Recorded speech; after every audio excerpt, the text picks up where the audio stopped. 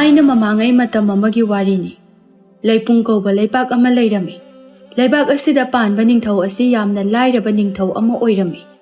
Ningthauna asumna wana leirabanina praja singsu loina wanarami. Maram asina leibak asida leiba miyoi khudingmak thabak suba nomba yamna kalami. Adubu leibak asida leiba ningthau maharani asi isorbu yamna ningjaba ama oirami. Leibak atopana lan tawninglabasu hek tawba ngamde leibak asida masigi maram sule. Leipung hairiba leibak asida leiba miyoi sing asi thauna yamna lei mapangal yamna kalle. Maram asinani atopa leibakna henjinba ngamdribase.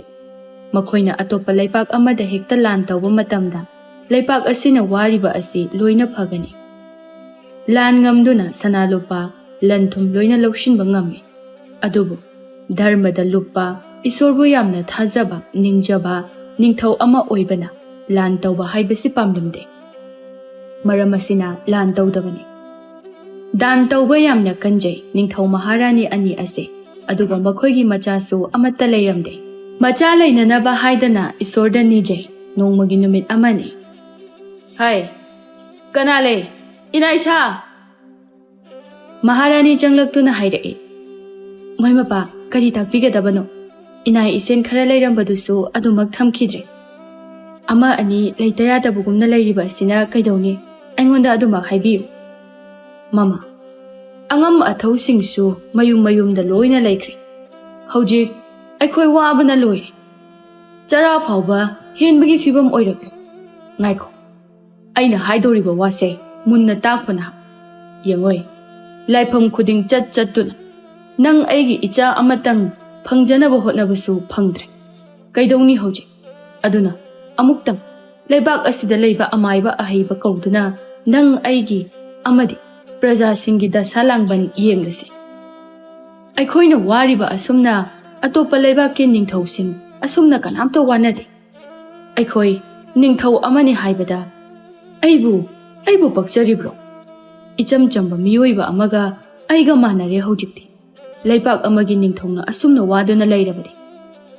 Leiriba aigi nungsijaraba praja sing asisu adumak chadana leiba tabani. Achumbani adudi athuba matamda yengthoknaba tawrasi. Maduna phagani. Somda khangpoksang amada mama macha khakta arei leita tathokta sin tawduna nungaina leirami. Pisak naungna mapuroiba leikhidre. Machanupa ama thanamlaga. Machanupa asigi mamingna thauba haina kaurami. Thauba tasengna thauna lei mabuk mapau yamna phai. Mamagi mateng pangduna thauba lekai wangma landa mamanaba kana supunda leirami. Mama pisaknasu macha asibu kaida soikhini matagum cheksina luna senajai. Ima ai hayengdi ngantana chingda chatuna singchalugi. Kaithel chatuna imana singdu yonbiru. Imana nungti numit khudingi pata chatuna longkhonba. Yelang kungoi hekpa ase nachata singna pamdre. Ima bu wahanba pamdre. Ima nachana haibase yabiru. Ima gi thauba yengoi ima kaisu wade. Ichana chingda chatuna singchanba haibase tasingnadi pamdi. Nangna chatlaga kanaga chatkani. Kanasu tinaba loinabasu nate. Ima aise chawrabani. Apikpa angang machamakti nate. Hayengdo ima ai awangi pariga chatlagi. Phare haujikti imana nangbu sum phajinduna thambase pamdri. Phare hayengne nakhoigi maru pariga hekta chatlo. Thauba mamana ayaba piraklabaduda yamna haraujarami mathangi numiti. Pari sangolda sangi sajik thaduna leirami. Thauba lakpa ubada asumna hairaklami. Thauba yam thajadana ayuk nganta sida laida. Nakhoi manabu sida lakpa yabro. Pariya aibu angang macha amagumna loidruba nangbo.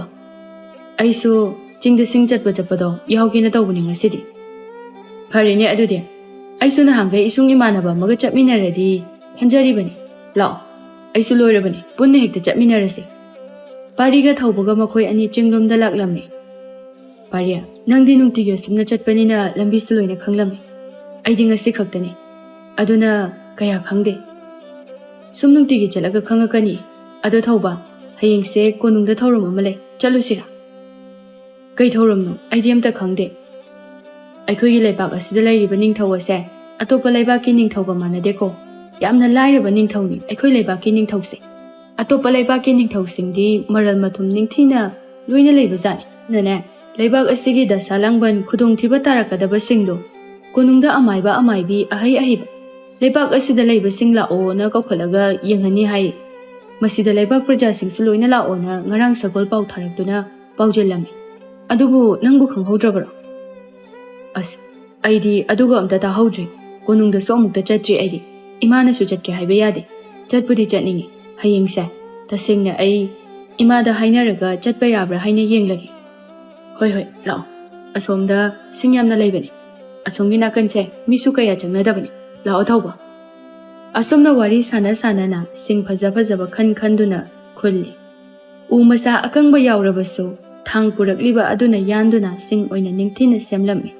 ꯁꯣꯝꯗꯅ ꯄꯤꯁꯛ ꯃꯥꯡꯒꯣꯜꯗ ꯂꯪ ꯅꯥꯏꯗꯨꯅ ꯂꯩꯔꯤ ꯂꯩꯀꯥꯏꯒꯤ ꯅꯨꯄꯤ ꯃꯧ ꯅꯍꯥ ꯈꯔ ꯂꯥꯛꯇꯨꯅ ꯑꯁꯨꯝꯅ ꯍꯦꯛ ꯍꯥꯏꯔꯔꯦ ꯏꯅꯦ ꯄꯤꯁꯛ ꯑꯩꯈꯣꯏ ꯃꯌꯥꯝ ꯂꯥꯛꯏꯌꯦ ꯏꯅꯦꯒꯤꯗ ꯏꯍꯦ ꯅꯈꯣꯏꯅ ꯂꯥꯛꯄꯕꯨ ꯀꯔꯤ ꯂꯩꯔꯒꯦ ꯂꯥꯛꯑꯣ ꯆꯪꯉꯣ ꯐꯛꯁꯤꯗ ꯐꯝ ꯀꯔꯤ ꯂꯩꯔꯒꯦꯅꯦ ꯅꯣꯏꯕꯣ ꯏꯅꯦ ꯑꯩꯈꯣꯏꯅ ꯂꯥꯛꯏꯁꯦ ꯑꯇꯩꯒꯤ ꯅꯠꯇꯤꯌꯦ ꯏꯅꯦꯅ ꯁꯥꯕ ꯈ꯭ꯋꯥꯡ ꯐꯅꯦꯛꯁꯦ ꯌꯥꯝ ꯐꯖꯩ ꯑꯗꯨꯅ ꯑꯩꯈꯣꯏ ꯈꯔ ꯂꯩꯒꯦꯅ ꯂꯥꯛꯏꯅꯤ ꯁꯤꯗꯁꯨ ꯅꯠꯇꯦ ꯏꯅꯦ ꯑꯩꯈꯣꯏꯅ ꯂꯥꯛꯏꯁꯦ ꯍꯌꯦꯡ ꯏꯅꯤꯡꯊꯧꯅ ꯀꯣꯅꯨꯡꯗ प्रजाꯁꯤꯡ ꯂꯣꯏꯅ ꯂꯥꯛꯇꯕ ꯌꯥꯗꯦ ꯍꯥꯏꯔꯤꯕꯁꯦ ꯏꯅꯦꯕꯨ ꯈꯪꯕꯤꯔꯕ ꯅꯠꯇ꯭ꯔꯣ ꯑꯃꯥꯏꯕ ꯑꯃꯥꯏꯕꯤꯁꯤꯡꯁꯨ ꯂꯣꯏꯅ ꯀꯧꯈꯠꯂꯤ ꯂꯩꯕꯥꯛ ꯑꯁꯤꯗ ꯇꯥꯒꯗꯧꯔꯤꯕ ꯗꯁꯥꯁꯤꯡ ꯌꯦꯡꯅꯅꯕ ꯍꯥꯏꯗꯅ ꯑꯩ ꯈꯪꯉꯦ ꯇꯥꯔꯦ ꯑꯗꯣ ꯏꯅꯦꯕꯨ ꯍꯌꯦꯡ ꯆꯠꯄꯤꯗꯣꯏꯔꯣ ꯏꯅꯦꯗꯤ ꯇꯁꯦꯡꯅ ꯑꯁꯤꯒꯨꯝꯕ ꯂꯥꯏꯇꯤꯟꯒꯤ ꯊꯕꯛꯁꯦ ꯇꯧꯔꯔꯣꯏ ꯍꯥꯏꯈ꯭ꯔꯕꯗꯥꯏꯅꯦ ꯄꯤꯁꯛ ꯃꯣꯃꯣꯟ ꯅꯣꯛꯂꯛꯂꯝꯃꯤ ꯊꯧꯕꯒꯤ ꯃꯃꯥ ꯄꯤꯁꯛ ꯑꯁꯤ ꯑꯆꯝꯕ ꯃꯤꯑꯣꯏ ꯑꯃ ꯑꯣꯏꯔꯝꯗꯦ ꯃꯍꯥꯛ ꯂꯥꯏꯇꯤꯟꯒꯤ ꯃꯔꯝꯗ ꯅꯤꯡꯊꯤꯅ ꯈꯪ ꯍꯩꯔꯕ ꯑꯃꯥꯏꯕꯤ ꯑꯃꯅꯤ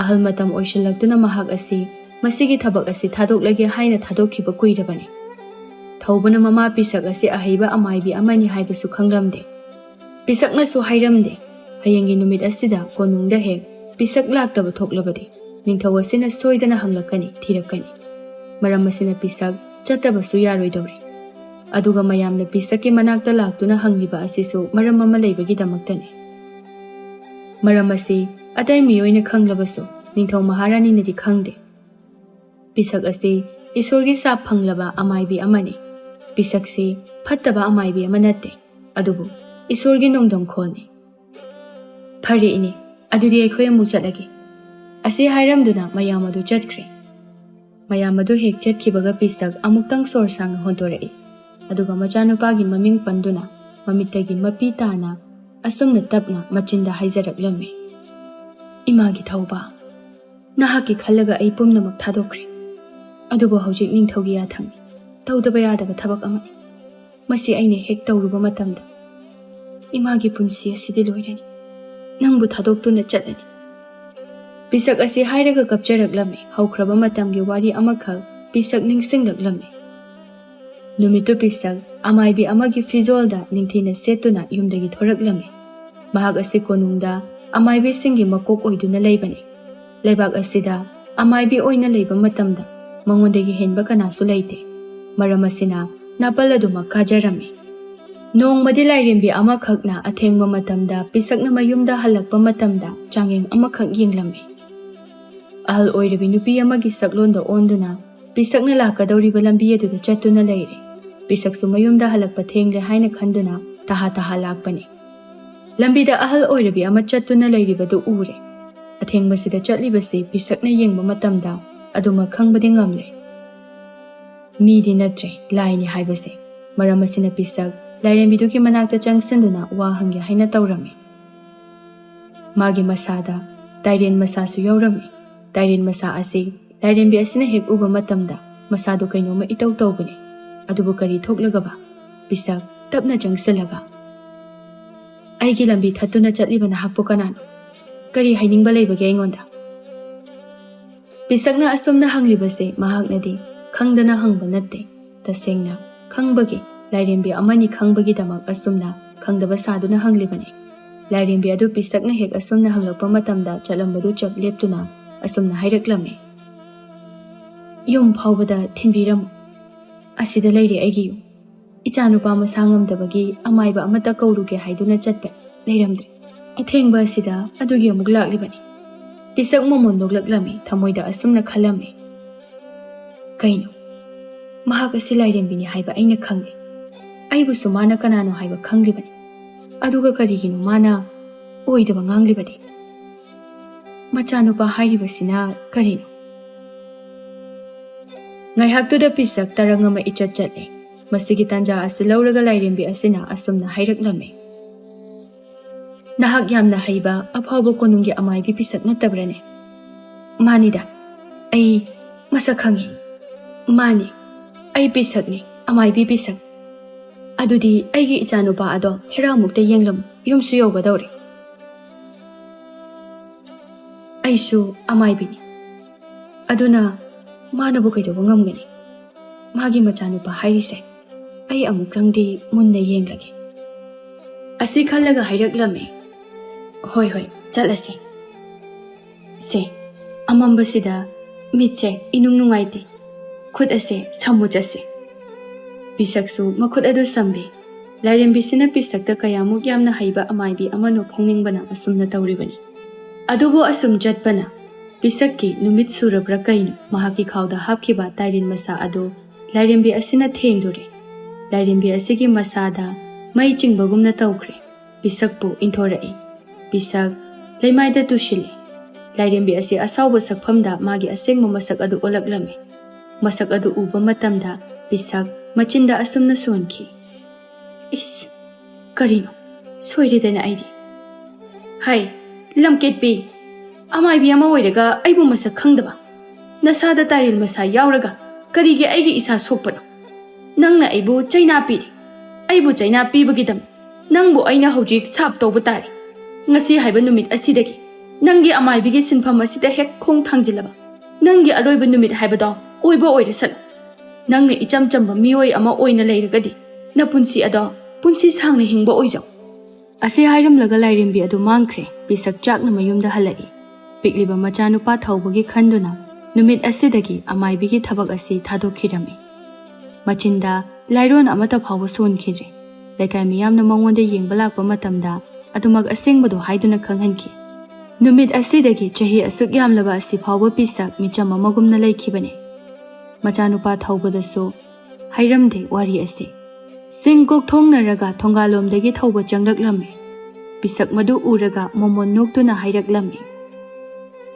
ꯂꯥꯛꯑꯣ ꯂꯥꯛꯑꯣ ꯏꯃꯥꯅ ꯆꯥꯛ ꯂꯣꯏꯔꯕꯅꯤ ꯉꯁꯥꯏꯅ ꯆꯥꯔꯁꯤ ꯏꯆꯥ ꯋꯥꯔꯝꯃꯅꯤ ꯋꯥꯗꯦꯗ ꯏꯃꯥ ꯑꯗꯣ ꯏꯃꯥ ꯑꯩ ꯑꯝꯇ ꯏꯔꯨꯖꯊꯣꯛꯈꯤꯒꯦ ꯀꯨꯏꯔꯣꯏ ꯆꯥꯛꯇꯣ ꯊꯤꯕꯤꯔꯝꯃꯨ ꯑꯁꯤ ꯍꯥꯏꯔꯝꯂꯒ ꯇꯨꯔꯦꯜꯂꯣꯝꯗ ꯆꯠꯈ꯭ꯔꯦ ꯃꯤꯀꯨꯞ ꯈꯔ ꯂꯩꯔꯒ ꯊꯧꯕ ꯂꯥꯛꯇꯨꯅ ꯆꯥꯛ ꯆꯥꯃꯤꯟꯅꯔꯝꯃꯤ ꯆꯥꯛ ꯇꯣꯛꯂꯕ ꯃꯇꯨꯡꯗ ꯊꯧꯕꯅ ꯃꯃꯥꯗ ꯑꯁꯨꯝꯅ ꯋꯥ ꯍꯧꯗꯣꯔꯛꯂꯝꯃꯤ ꯏꯃꯥ ꯍꯌꯦꯡ ꯑꯩꯁꯨ ꯀꯣꯅꯨꯡꯗ ꯆꯠꯀꯦ ꯏꯃꯥꯅ ꯅꯍꯥꯟ ꯃꯈꯩ ꯆꯠꯀꯦ ꯍꯥꯏꯕ ꯌꯥꯗꯕꯗꯣ ꯍꯌꯦꯡꯗꯤ ꯑꯩꯁꯨ ꯆꯠꯀꯦ ꯍꯣꯏ ꯆꯠꯀꯗꯕꯅꯤ ꯅꯍꯥꯟ ꯃꯈꯩ ꯏꯃꯥꯅ ꯌꯥꯗꯕꯗꯨꯗꯤ ꯏꯆꯥ ꯄꯤꯛꯂꯤ ꯍꯥꯏꯅ ꯇꯧꯕꯅꯤ ꯍꯧꯖꯤꯛꯇꯤ ꯏꯆꯥ ꯆꯥꯎꯔꯦ ꯑꯗꯨꯅ ꯍꯌꯦꯡ ꯀꯣꯅꯨꯡꯗ ꯏꯃꯥꯒ ꯄꯨꯟꯅ ꯆꯠꯀꯗꯕꯅꯤ ꯑꯗꯣ ꯏꯃꯥ ꯑꯩꯈꯣꯏ ꯅꯤꯡꯊꯧ ꯀꯣꯅꯨꯡꯁꯦ ꯑꯇꯣꯞꯄ ꯂꯩꯕꯥꯛꯀ ꯃꯥꯟꯅꯗꯦ ꯍꯥꯏ ꯃꯁꯤꯒꯤ ꯃꯔꯝ ꯀꯔꯤꯒꯤꯅꯣ ꯏꯃꯥ ꯈꯪꯕꯤꯕ꯭ꯔꯥ ꯑꯇꯣꯞꯄ ꯂꯩꯕꯥꯛꯀꯤ ꯅꯤꯡꯊꯧꯁꯤꯡꯗꯤ ꯌꯥꯝꯅ ꯏꯅꯥꯛ ꯀꯩꯔꯥꯛ ꯈꯨꯜꯂꯤ ꯍꯥꯏ ꯑꯩꯈꯣꯏ ꯂꯩꯕꯥꯛ ꯑꯁꯤꯒꯤ ꯅꯤꯡꯊꯧ ꯑꯁꯦ ꯌꯥꯝꯅ ꯂꯥꯏꯔꯔꯦ ꯃꯁꯤꯕꯨ ꯀꯔꯤꯒꯤꯅꯣ ꯏꯃꯥ ꯊꯧꯕꯒꯤ ꯏꯄꯪ ꯄꯪꯅ ꯍꯥꯏꯗꯣꯔꯛꯂꯤꯕ ꯋꯥꯗꯨꯗ ꯄꯤꯁꯛ ꯅꯣꯛꯐꯦꯠ ꯇꯧꯅ ꯁꯣꯔ ꯁꯥꯡꯅ ꯍꯣꯟꯇꯣꯛꯇꯨꯅ ꯁꯨꯝꯅ ꯍꯥꯏꯔꯛꯂꯝꯃꯤ ꯏꯃꯥꯒꯤ ꯊꯧꯕ ꯏꯃꯥ ꯋꯥꯔꯤ ꯁꯝꯂꯞꯅ ꯂꯤꯒꯦ ꯃꯨꯟꯅ ꯇꯥꯔꯣꯀꯣ ꯑꯩꯈꯣꯏꯒꯤ ꯂꯩꯕꯥꯛꯀꯤ ꯅꯤꯡꯊꯧ ꯃꯍꯥꯔꯥꯅꯤ ꯑꯁꯦ ꯃꯃꯥꯡꯉꯩꯗ ꯌꯥꯝꯅ ꯏꯅꯥꯛ ꯀꯩꯔꯥꯛ ꯈꯨꯟꯕ ꯂꯩꯕꯥꯛ ꯑꯃ ꯃꯗꯨꯒꯤ ꯅꯤꯡꯊꯧ ꯃꯍꯥꯔꯥꯅꯤ ꯑꯣꯏꯔꯝꯃꯤ ꯃꯈꯣꯏꯒꯤ ꯃꯆꯥ ꯑꯃꯠꯇ ꯂꯩꯇꯦ ꯍꯧꯖꯤꯛꯁꯨ ꯂꯩꯇ꯭ꯔꯤꯕꯅꯤ ꯂꯩꯔꯔꯣꯏ ꯑꯗꯨꯃꯛ ꯑꯗꯣ ꯌꯦꯡꯉꯣꯏ ꯑꯁꯨꯛ ꯌꯥꯝꯅ ꯏꯅꯥꯛ ꯀꯩꯔꯥꯛ ꯈꯨꯜꯂꯝꯕ ꯅꯤꯡꯊꯧ ꯃꯍꯥꯔꯥꯅꯤꯅ ꯀꯔꯝꯅ ꯌꯥꯝꯅ ꯂꯥꯏꯔ ꯅꯪꯂꯕ ꯅꯤꯡꯊꯧ ꯃꯍꯥꯔꯥꯅꯤ ꯑꯣꯏꯈꯤꯕꯅꯣ ꯍꯥꯏꯕꯁꯦ ꯅꯣꯡꯃ ꯑꯁꯨꯝꯅ ꯂꯩꯕꯥꯛ ꯑꯁꯤꯗ ꯂꯥꯏꯅꯤꯡꯕ ꯅꯨꯄꯥ ꯑꯃꯈꯛ ꯂꯥꯛꯂꯝꯃꯤ ꯅꯨꯄꯥꯁꯦ ꯆꯍꯤ ꯀꯌꯥ ꯂꯥꯏ ꯅꯤꯡꯗꯨꯅ ꯂꯩꯔꯨꯕ ꯅꯨꯄꯥ ꯑꯃꯅꯤ ꯑꯩꯈꯣꯏꯒꯤ ꯅꯤꯡꯊꯧ ꯃꯍꯥꯔꯥꯅꯤ ꯑꯁꯦ ꯗꯥꯟ ꯇꯧꯕ ꯌꯥꯝꯅ ꯀꯜꯂꯤ ꯃꯤꯅꯨꯡꯁꯤ ꯌꯥꯝꯅ ꯆꯥꯎꯖꯩ ꯏꯁꯣꯔꯕꯨ ꯌꯥꯝꯅ ꯊꯥꯖꯩ ꯅꯤꯡꯖꯩ ꯂꯩꯕꯥꯛ ꯑꯁꯤꯗ ꯂꯩꯕ ꯂꯥꯏꯔꯕ ꯆꯔꯥ ꯑꯅꯤ ꯁꯨꯅ ꯆꯥꯕ ꯐꯪꯗꯕ ꯃꯤꯑꯣꯏꯁꯤꯡꯗ ꯆꯥꯅ ꯊꯛꯅꯅꯕ ꯃꯔꯥꯡ ꯀꯥꯏꯅ ꯄꯤꯕꯤꯔꯝꯃꯤ ꯃꯌꯨꯝ ꯃꯀꯩ ꯂꯩꯖꯗꯕꯁꯤꯡꯕꯨꯅ ꯃꯍꯥꯛꯅ ꯃꯌꯨꯝ ꯃꯀꯩ ꯃꯅꯥꯏ ꯃꯁꯦꯟ ꯊꯥꯗꯨꯅ ꯁꯥꯍꯜꯂꯒ ꯂꯩꯍꯜꯂꯤ ꯄꯨꯛꯆꯦꯜ ꯌꯥꯝꯅ ꯆꯥꯎꯕ ꯃꯤꯅꯨꯡꯁꯤ ꯌꯥꯝꯅ ꯂꯩꯕ ꯅꯤꯡꯊꯧ ꯑꯃꯈꯛ ꯑꯣꯏꯔꯝꯃꯤ ꯃꯔꯝ ꯑꯁꯤꯅ ꯂꯥꯏꯅꯤꯡꯕ ꯅꯨꯄꯥ ꯑꯁꯤꯅ ꯅꯤꯡꯊꯧ ꯑꯁꯤꯒꯤ ꯋꯥꯔꯤ ꯄꯨꯝꯕ ꯂꯣꯏꯅ ꯈꯪꯂꯝꯃꯤ꯫ ꯀꯣꯅꯨꯡ ꯃꯅꯨꯡꯗ ꯂꯥꯏꯅꯤꯡꯕ ꯅꯨꯄꯥ ꯑꯁꯤ ꯆꯪꯂꯛꯇꯨꯅ ꯅꯤꯡꯊꯧꯗ ꯑꯁꯨꯝꯅ ꯍꯥꯏꯔꯛꯂꯝꯃꯤ꯫ ꯏꯅꯤꯡꯊꯧ, ꯑꯩꯍꯥꯛ ꯑꯁꯦ ꯆꯍꯤ ꯀꯌꯥ ꯂꯥꯏ ꯅꯤꯡꯗꯨꯅ ꯆꯥꯗ ꯊꯛꯇꯅ ꯂꯩꯔꯛꯄ ꯀꯨꯏꯔꯦ꯫ ꯃꯔꯝ ꯑꯁꯤꯅ ꯑꯩꯕꯨ ꯄꯨꯛ ꯊꯟꯅ ꯄꯤꯖꯧ, ꯕꯣꯔ ꯄꯤꯕꯤꯔꯝꯒꯦ꯫ ꯀꯔꯤꯒꯨꯝꯕ ꯑꯩꯒꯤ ꯄꯨꯛ ꯊꯜꯍꯟꯕ ꯉꯝꯗ꯭ꯔꯕ, ꯑꯩꯕꯨ ꯄꯨꯛ ꯊꯜꯍꯟꯗꯕꯒꯤ ꯑꯩꯅ ꯁꯥꯞ ꯇꯧꯒꯅꯤ꯫ ꯃꯁꯦ ꯏꯅꯤꯡꯊꯧꯅ ꯉꯝꯒꯅꯤ ꯉꯝꯂꯣꯏ ꯍꯥꯟꯅ ꯍꯥꯏꯕꯤꯌꯨ꯫ ꯉꯝꯅꯤ ꯍꯥꯏꯔꯕꯗꯤ ꯂꯩꯒꯦ, ꯉꯝꯂꯣꯏ ꯍꯥꯏꯔꯒꯅ ꯑꯇꯣꯞꯄ ꯂꯩꯄꯥꯛꯇ ꯆꯠꯈꯤꯒꯦ꯫ ꯂꯥꯏꯅꯤꯡꯕ ꯅꯨꯄꯥ ꯑꯁꯤꯒꯤ ꯋꯥ ꯇꯥꯕꯗ ꯅꯤꯡꯊꯧ ꯑꯁꯤꯗꯤ ꯑꯁꯨꯝꯅ ꯗꯥꯟ ꯇꯧꯕ, ꯃꯤꯒꯤ ꯃꯕꯨꯛ ꯄꯦꯟꯅꯕ, ꯃꯊ꯭ꯋꯥꯏ ꯅꯨꯡꯉꯥꯏꯖꯅꯅꯕ ꯃꯇꯦꯡ ꯄꯥꯡꯕ, ꯗꯥꯟ ꯇꯧꯕ ꯀꯟꯕ ꯑꯣꯏꯕꯅ ꯃꯍꯥꯛꯅ ꯉꯝꯒꯅꯤ ꯍꯥꯏꯅ ꯍꯥꯏꯗꯣꯛꯈ꯭ꯔꯦ꯫ ꯂꯥꯏꯅꯤꯡꯕ ꯅꯨꯄꯥ ꯑꯗꯨꯗꯤ ꯅꯤꯡꯊꯧ ꯑꯁꯤꯅ ꯉꯝꯒꯅꯤ ꯍꯥꯏꯅ ꯍꯥꯏꯔꯛꯄꯁꯤꯗ ꯐꯝꯗꯨꯅ ꯂꯩꯈ꯭ꯔꯦ꯫ ꯅꯤꯡꯊꯧ ꯃꯅꯥꯏ ꯃꯁꯜ ꯃꯌꯥꯝ ꯆꯪꯗꯨꯅ ꯑꯆꯥ ꯑꯊꯛ ꯃꯌꯥꯝ ꯑꯃ ꯁꯤꯟ ꯂꯥꯡꯂꯝꯃꯤ꯫ ꯆꯥꯛꯁꯨ ꯃꯌꯥꯝ ꯑꯃ ꯊꯣꯡꯉꯤ, ꯏꯟꯁꯥꯡꯁꯨ ꯃꯈꯜ ꯃꯈꯜ ꯊꯣꯡꯉꯤ꯫ ꯂꯣꯏꯔꯒ ꯆꯥꯅꯅꯕꯁꯤꯡ ꯑꯗꯨ ꯂꯣꯏꯅ ꯄꯨꯊꯣꯛꯇꯨꯅ ꯄꯤꯖꯩ꯫ ꯂꯥꯏꯅꯤꯡꯕ ꯅꯨꯄꯥ ꯑꯁꯤ ꯌꯥꯝꯅ ꯍꯥꯎꯅ ꯂꯣꯏꯅ ꯆꯥꯊꯣꯛꯂꯝꯃꯤ꯫ ꯃꯥꯅ ꯆꯥꯕ ꯃꯇꯝꯗ ꯑꯣꯛꯄ ꯀꯧꯕ ꯂꯩꯈꯤꯗ꯭ꯔꯦ, ꯑꯗꯨꯃꯛ ꯑꯣꯛꯇ꯭ꯔꯤꯕ ꯐꯥꯎꯕ ꯍꯥꯞꯂꯝꯃꯤ꯫ ꯀꯣꯟꯅꯊꯪꯗ ꯆꯥꯛ ꯏꯟꯁꯥꯡ ꯑꯗꯨ ꯂꯣꯏꯈꯤꯗꯨꯅ ꯆꯥꯛ ꯅꯧꯅ ꯑꯃꯨꯛ ꯊꯣꯡꯒꯠꯍꯜꯂꯤ꯫ ꯃꯔꯛ ꯑꯁꯤꯗ ꯂꯥꯏꯅꯤꯡꯕ ꯅꯨꯄꯥ ꯑꯁꯤꯗꯤ ꯁꯥꯎꯔꯛꯂꯝꯃꯤ꯫ ꯏꯅꯤꯡꯊꯧ, ꯀꯔꯤꯅꯣ ꯑꯩꯕꯨ ꯆꯥꯛ ꯄꯨꯛ ꯊꯟꯅ ꯑꯩꯅ ꯄꯦꯟꯗ꯭ꯔꯤꯕ ꯐꯥꯎꯕ ꯄꯤꯖꯅꯤ ꯍꯥꯏꯔꯒ ꯍꯧꯖꯤꯛ ꯑꯩꯕꯨ ꯄꯦꯜꯍꯟꯗ꯭ꯔꯦ꯫ ꯅꯤꯡꯊꯧ ꯄꯥꯏꯈꯣꯝꯕꯅ ꯑꯁꯨꯝꯅ ꯍꯥꯏꯔꯛꯂꯝꯃꯤ꯫ ꯍꯦ ꯂꯥꯏꯅꯤꯡꯕ ꯅꯨꯄꯥ, ꯑꯁꯥꯎꯕꯗꯨ ꯇꯞꯊꯈꯣ꯫ ꯏꯅꯥꯏꯁꯤꯡꯅ ꯅꯧꯅ ꯑꯃꯨꯛꯀ ꯍꯟꯅ ꯆꯥꯛ ꯊꯣꯡꯒꯠꯈꯤ꯫ ꯃꯤꯀꯨꯞ ꯈꯔꯗꯪꯗꯤ ꯉꯥꯏꯕꯤꯈꯣ꯫ ꯍꯥꯏꯖꯔꯤꯕ ꯑꯁꯤꯇꯪꯗꯤ ꯃꯁꯤꯃꯇꯪꯗꯤ ꯇꯥꯕꯤꯈꯣ꯫ ꯐꯔꯦ, ꯑꯗꯨꯗꯤ ꯃꯤꯀꯨꯞ ꯈꯔ ꯑꯩ ꯉꯥꯏꯔꯒꯦ꯫ ꯑꯁꯤ ꯍꯥꯏꯔꯒ ꯑꯃꯨꯛ ꯐꯝꯗꯨꯅ ꯉꯥꯏꯈ꯭ꯔꯦ꯫ ꯅꯤꯡꯊꯧ ꯑꯁꯤ ꯃꯊꯥ ꯌꯥꯝꯅ ꯁꯥꯔꯕꯅꯤ, ꯑꯗꯨꯕꯨ ꯆꯥꯛ ꯊꯣꯡꯂꯤꯕꯁꯤꯡ ꯑꯗꯨꯁꯨ ꯋꯥꯔꯛꯂꯦ꯫ ꯀꯨꯏꯅ ꯂꯩꯔꯕ ꯃꯇꯨꯡꯗ ꯂꯣꯏꯔꯒ ꯑꯃꯨꯛ ꯍꯟꯅ ꯅꯧꯅ ꯄꯨꯊꯣꯛꯇꯨꯅ ꯄꯤꯖꯔꯝꯃꯤ꯫ ꯍꯟꯗꯛꯃꯨꯛꯇꯤ ꯂꯥꯏꯅꯤꯡꯕ ꯅꯨꯄꯥ ꯑꯁꯤ ꯃꯕꯨꯛ ꯊꯜꯂꯦ꯫ ꯃꯔꯝ ꯑꯁꯤꯅ ꯅꯤꯡꯊꯧ ꯑꯁꯤꯗ ꯑꯁꯨꯝꯅ ꯍꯥꯏꯔꯛꯂꯝꯃꯤ꯫ ꯏꯅꯤꯡꯊꯧ, ꯅꯪꯉꯣꯟꯗ ꯍꯧꯖꯤꯛꯇꯤ ꯕꯣꯔ ꯄꯤꯔꯝꯂꯒꯦ꯫ ꯑꯩꯅ ꯄꯤꯔꯝꯒꯗꯧꯔꯤꯕ ꯕꯣꯔ ꯑꯁꯦ ꯑꯅꯤ ꯊꯣꯛꯅ ꯄꯤꯔꯝꯒꯅꯤ꯫ ꯃꯔꯝꯗꯤ ꯅꯍꯥꯛꯅ ꯑꯩꯅ ꯍꯥꯏꯈꯤꯕ ꯋꯥ ꯑꯃꯗ ꯑꯩꯕꯨ ꯁꯥꯎꯍꯟꯈ꯭ꯔꯦ꯫ ꯑꯩꯕꯨ ꯑꯍꯥꯟꯕꯃꯛꯇꯗ ꯆꯥꯛ ꯄꯤꯖꯕ ꯃꯇꯝꯗ ꯄꯨꯛ ꯊꯜꯍꯟꯈꯤꯗ꯭ꯔꯦ, ꯑꯩꯕꯨ ꯁꯥꯎꯍꯟꯈꯤ꯫ ꯃꯔꯝ ꯑꯁꯤꯅ ꯅꯍꯥꯛ ꯃꯇꯝ ꯈꯔꯗꯤ ꯅꯤꯡꯊꯧ ꯑꯃ ꯑꯣꯏꯔꯕꯁꯨ ꯂꯥꯏꯔꯕ, ꯀꯔꯤꯃꯠꯇ ꯃꯔꯜ ꯂꯩꯇꯕ ꯅꯤꯡꯊꯧ ꯑꯃ ꯑꯣꯏꯖꯔꯣ꯫ ꯑꯀꯣꯟꯕꯗꯗꯤ ꯑꯩꯕꯨ ꯄꯦꯜꯍꯟꯕꯒꯤꯗꯃꯛꯇ ꯀꯨꯏꯅ ꯁꯥꯡꯅ ꯋꯥꯔꯨꯔꯕ ꯅꯍꯥꯛ ꯑꯁꯦ ꯍꯥꯟꯅꯒꯤ ꯄꯨꯟꯁꯤꯗ ꯅꯨꯡꯉꯥꯏꯅ ꯂꯩꯖꯕ ꯑꯣꯏꯔꯣ꯫ ꯑꯩ ꯆꯠꯀꯦ ꯅꯤꯡꯊꯧ꯫ ꯑꯁꯤ ꯍꯥꯏꯔꯝꯂꯒ ꯆꯠꯈ꯭ꯔꯦ꯫ ꯅꯤꯡꯊꯧ ꯑꯁꯤꯅ ꯈꯥꯝꯂꯕꯁꯨ ꯇꯥꯈꯤꯗ꯭ꯔꯦ꯫ ꯃꯊꯥ ꯁꯥꯅ ꯅꯤꯡꯊꯧ ꯑꯁꯤ ꯂꯩꯍꯧꯔꯝꯃꯤ꯫ ꯀꯔꯝ ꯊꯣꯛꯂꯒꯕ ꯈꯖꯤꯛꯇꯗ ꯑꯩꯒꯤ ꯄꯨꯟꯁꯤ ꯑꯁꯤ ꯃꯥꯡꯕ ꯇꯥꯔꯕ꯭ꯔꯥ? ꯅꯨꯃꯤꯠ ꯑꯁꯤꯗꯒꯤ ꯂꯥꯏꯅꯤꯡꯕ ꯅꯨꯄꯥ ꯑꯁꯤꯅ ꯍꯥꯏꯔꯝꯕꯒꯤ ꯃꯇꯨꯡ ꯏꯟꯅ ꯅꯤꯡꯊꯧ ꯑꯁꯤꯒꯤ ꯂꯩꯖꯔꯝꯕ ꯄꯨꯀꯩ ꯂꯩꯉꯩ ꯇꯞꯅ ꯇꯞꯅ ꯂꯣꯏꯁꯤꯜꯂꯛꯄ, ꯃꯥꯡꯂꯛꯄ ꯑꯣꯏꯔꯛꯂꯝꯃꯤ꯫ ꯅꯣꯡꯃ ꯅꯣꯡꯃꯒꯤ ꯑꯁꯨꯝ ꯅꯤꯡꯊꯧ ꯑꯁꯤ ꯂꯥꯏꯔꯕ ꯅꯤꯡꯊꯧ ꯑꯃꯒꯨꯝꯅ ꯂꯩꯔꯛꯂꯝꯃꯤ꯫ ꯃꯅꯥꯏ ꯃꯁꯜ ꯑꯉꯝ ꯑꯊꯧ ꯂꯩꯔꯝꯕꯁꯤꯡ ꯑꯁꯤ ꯁꯦꯜ ꯄꯤꯕ ꯉꯝꯂꯛꯇ꯭ꯔꯦ, ꯆꯥꯛ ꯊꯥꯛꯄ ꯉꯝꯂꯛꯇ꯭ꯔꯦ꯫ ꯃꯔꯝ ꯑꯁꯤꯅ ꯅꯤꯡꯊꯧ ꯃꯅꯥꯏ ꯃꯁꯜ ꯈꯔꯗꯤ ꯃꯌꯨꯝ ꯃꯌꯨꯝꯗ ꯂꯩꯅꯈ꯭ꯔꯦ꯫ ꯑꯉꯝ ꯑꯊꯧꯁꯤꯡꯁꯨ ꯂꯣꯏꯅ ꯃꯌꯨꯝ ꯃꯌꯨꯝꯗ ꯂꯩꯅꯔꯝꯃꯤ꯫ ꯂꯩꯄꯥꯛ ꯑꯁꯤ ꯃꯃꯤꯡꯗꯒꯤ ꯅꯤꯡꯊꯧ ꯄꯥꯜꯂꯤ ꯍꯥꯏꯕ ꯑꯗꯨ ꯃꯃꯤꯡ ꯈꯛꯇ ꯑꯣꯏꯔꯝꯃꯤ꯫ ꯀꯣꯅꯨꯡꯗ ꯍꯧꯖꯤꯛ ꯂꯩꯔꯤꯕ ꯃꯅꯥꯏ ꯃꯁꯜ ꯑꯃ ꯑꯅꯤ ꯑꯁꯤꯗꯤ ꯊꯃꯣꯏ ꯌꯥꯝꯅ ꯁꯤꯡꯖꯕ, ꯅꯤꯡꯊꯧ ꯃꯥꯕꯨꯁꯨ ꯌꯥꯝꯅ ꯅꯨꯡꯁꯤꯖꯕ ꯑꯣꯏꯔꯝꯃꯤ꯫ ꯑꯗꯨꯅ ꯑꯗꯨꯃꯛ ꯅꯤꯡꯊꯧ ꯃꯍꯥꯔꯥꯅꯤꯕꯨ ꯉꯥꯛ ꯁꯦꯟꯗꯨꯅ ꯃꯈꯣꯏꯅ ꯂꯩꯔꯤꯕꯅꯤ꯫ ꯋꯥꯔꯤ ꯄꯨꯝꯕ ꯂꯤꯕ ꯂꯣꯏꯔꯛꯄꯗ ꯄꯤꯁꯛ ꯃꯄꯤ ꯏꯔꯥ ꯆꯦꯟꯅ ꯃꯆꯥꯗ ꯌꯦꯡꯂꯛꯂꯝꯃꯤ꯫ ꯃꯗꯨ ꯎꯕꯗ ꯊꯧꯕꯅ ꯍꯪꯂꯛꯂꯝꯃꯤ꯫ ꯏꯃꯥ, ꯀꯔꯤ ꯇꯧꯔꯒꯦ ꯏꯃꯥꯅ ꯀꯞꯂꯤꯁꯦ? ꯏꯃꯥꯅ ꯀꯞꯄꯤꯁꯦ ꯀꯩꯒꯤꯅꯣꯕ?